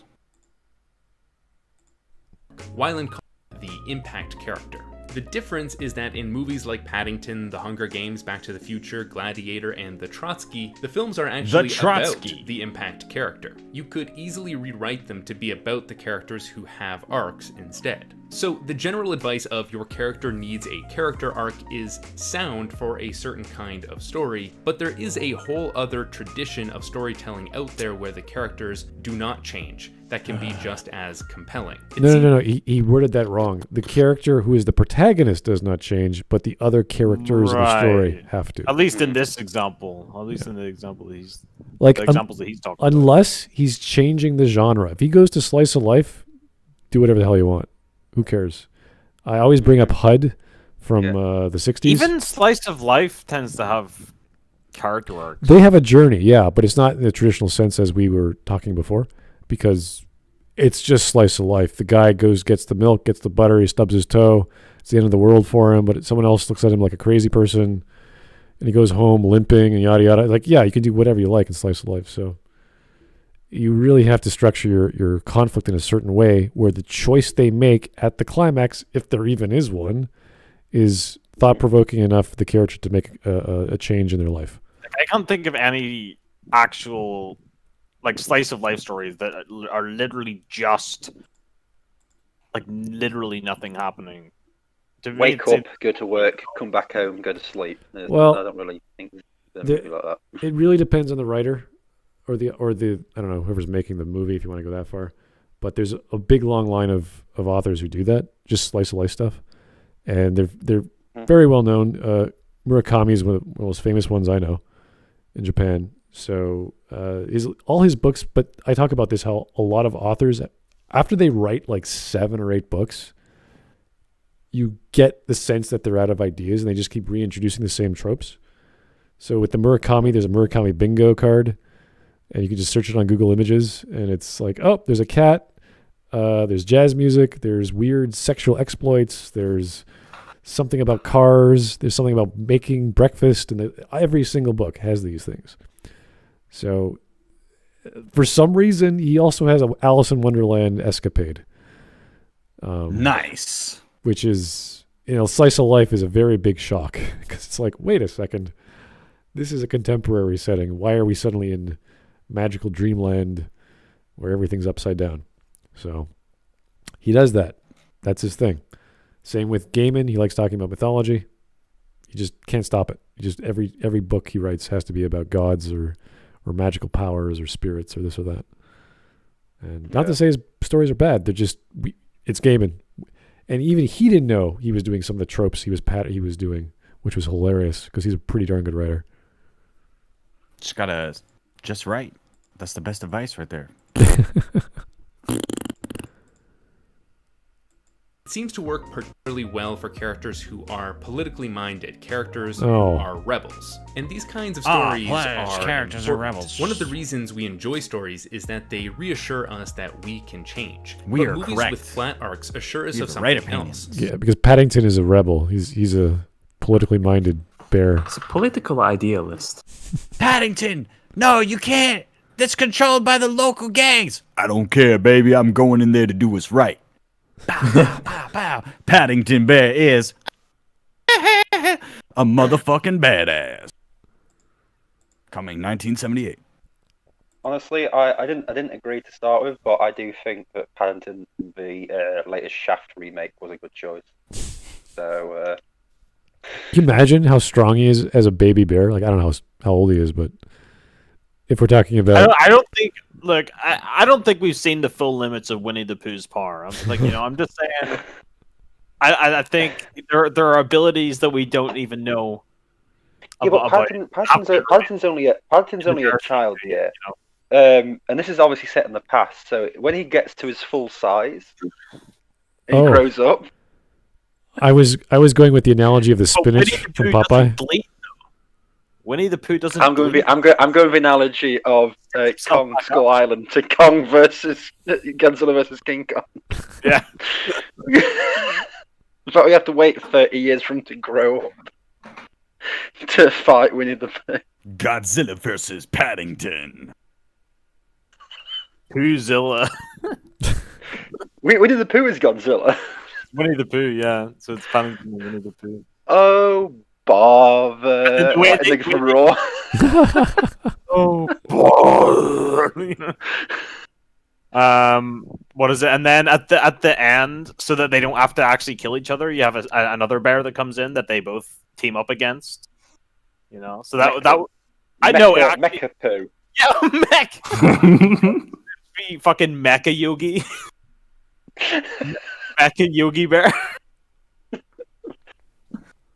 They have to do a fusion together to. What a lovely picnic back. Winnie the Paddington is like the fusion. Oh boy! All right, let's go.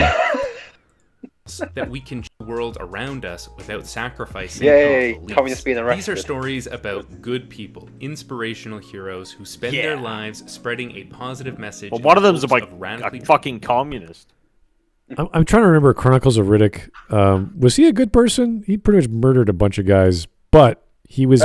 In which He was the I'll kill you with this teacup. He was the coolest guy film. ever. What are you gonna do? Kill me with that about- Kill me with that teacup? Yeah. I'm gonna kill you with that teacup. He was He's just a so different cool. character. You guys just don't understand From how Pitch cool. Black to Chronicles, he's a different character. Yeah. No. He's the So- coolest dude ever because he's Vin Diesel. Well, yeah, I know he's. So everything I that know- he I does know- is the right thing. No matter, even if it's wrong, it's still Vin Diesel, baby. So No, anything but- that he no, does is, but is correct. Everything that Riddick does is right, though. Yes. There's no This is wrong. un- It is always right. There's no chance that Vin Diesel could do anything wrong in a movie. He's always the coolest dude. You know what I mean? Or a tree. Yeah, but So when Riddick you go, Riddick oh, are you good? Are you evil? I'm cool, baby. And then he just does whatever Yeah. he wants, and he's the coolest dude. Yeah, but for Smud's point, Riddick in Pitch Black does go through a character arc, but he also goes through a character arc in Chronicles of Riddick as well. It's in Riddick where there's not really an arc, because it's like Riddick's a poor remake of Pitch Black. So I'm trying to compare that because the characters in Riddick just sort of are along for the ride, and he's the main show, and he saves some of their lives. So it's in Pitch Black, it's they're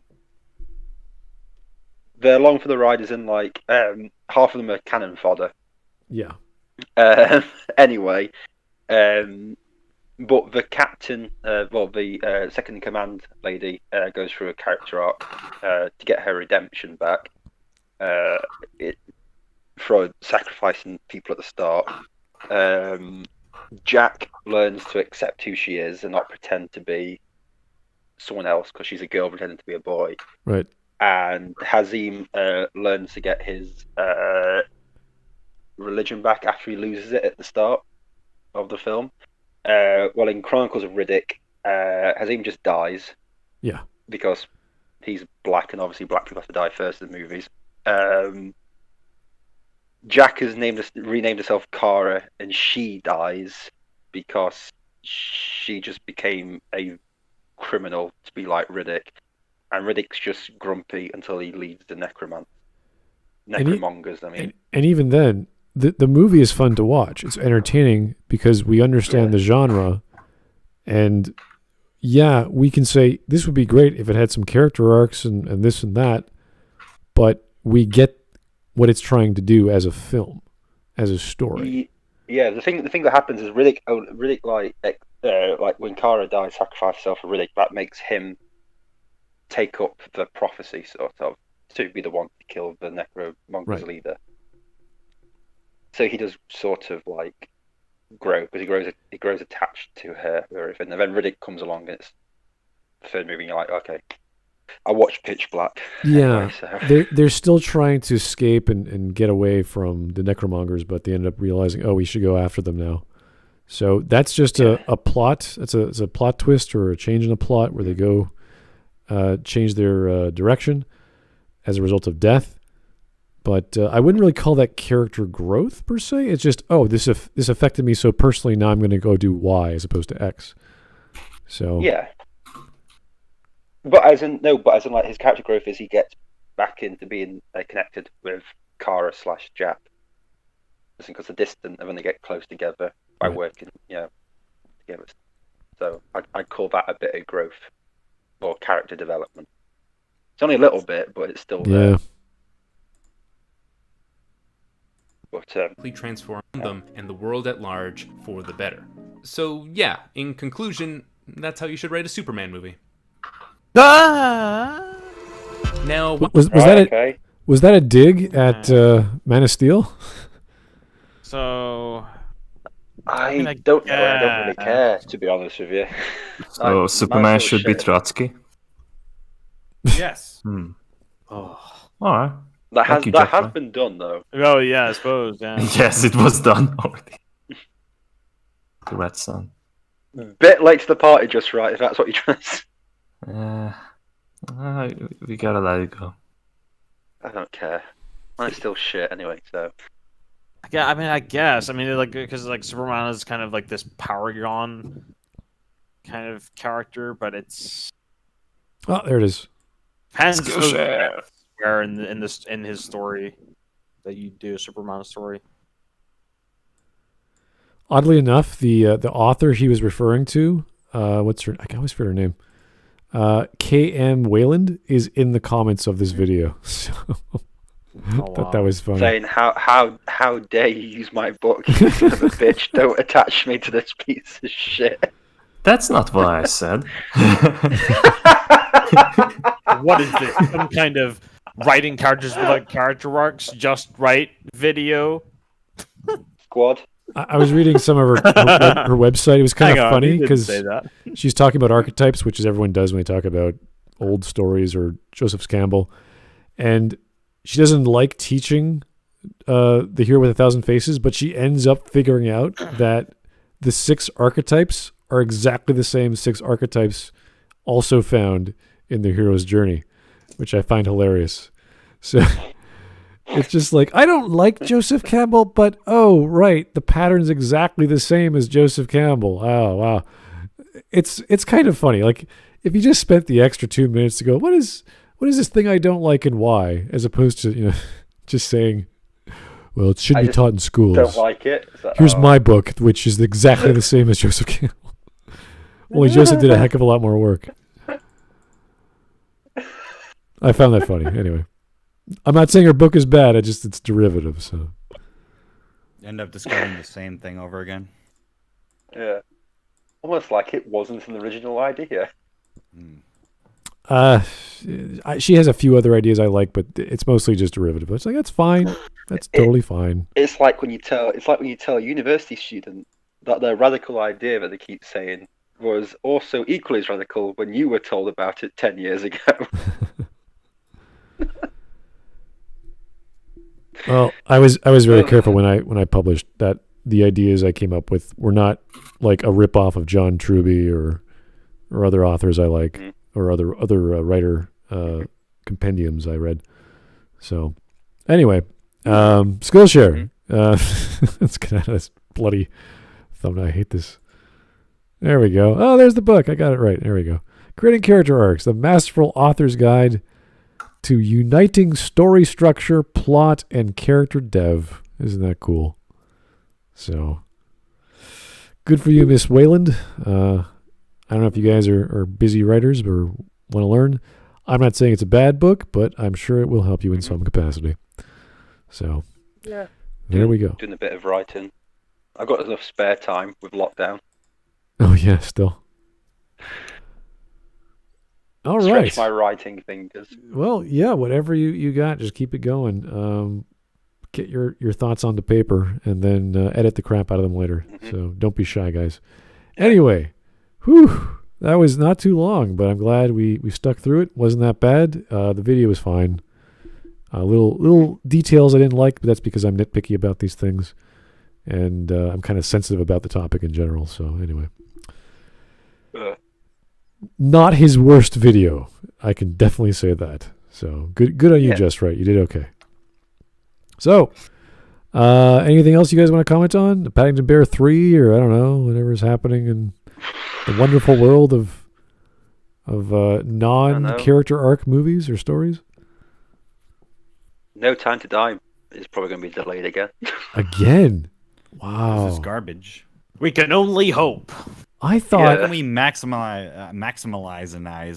how much money we can make off this shit? Really? That's the point? I don't know. The trailer came out a year ago. I thought it was ready to be published or on the screens. It's been almost 2 years now. Yeah. It's garbage. What more do they need to do? Throw it in the dump. Oh, it's not about like we're not doing anything to the movie. The movie's set, fine, finished. Oh. We don't have to add anything else. They're just not releasing it until they think everyone's going to be in cinemas. Okay. I do know that I think it was a primary photography for the Cowboy Bebop series was finished. So they're... That's also going to be garbage. Yeah. Sadly. Pretty much everything's going to be garbage. Imagine redoing something that's as near to perfect as you can get with that format and with all the available resources. Shh. Bad idea. Let's reinterpret it. Let's reinterpret this until it's no longer good or interesting. Yeah. I just accept that everything is crap until it comes out, and then after a bit it might surprise me in being good. But I just go into everything thinking this is going to be the worst thing I ever watch, so I'm not disappointed anymore. So, yay. All right, guys. Well, thanks for tuning in. I will see you tomorrow. If there's any other suggestions, keep them going. We've been doing a lot of voting. I added a whole new section to number 6 voting booth. It's based off category, which I think we're going to do next time when we add new areas, because we don't want to have too many of one topic like Star Wars or politics. So hopefully we'll space it out next time. If we do something about politics, can we not have raging communist politics? Can we just have like something a little bit less than raging communist politics? Communist socialist will have its own category. Oh no. Yeah. I don't know about that. Can we just have like slightly communist or this something? This is all about people making recommendations. We have about 300 left, 380 so odd left videos to rate, so and categorize. So it will take some time, but this way we can at least space out our days, so we're not doing a full week of Star Wars or a full week of SJWisms and this and that. We're going to space it out. You guys can vote, and it won't always be the highest voted. It will be based off category.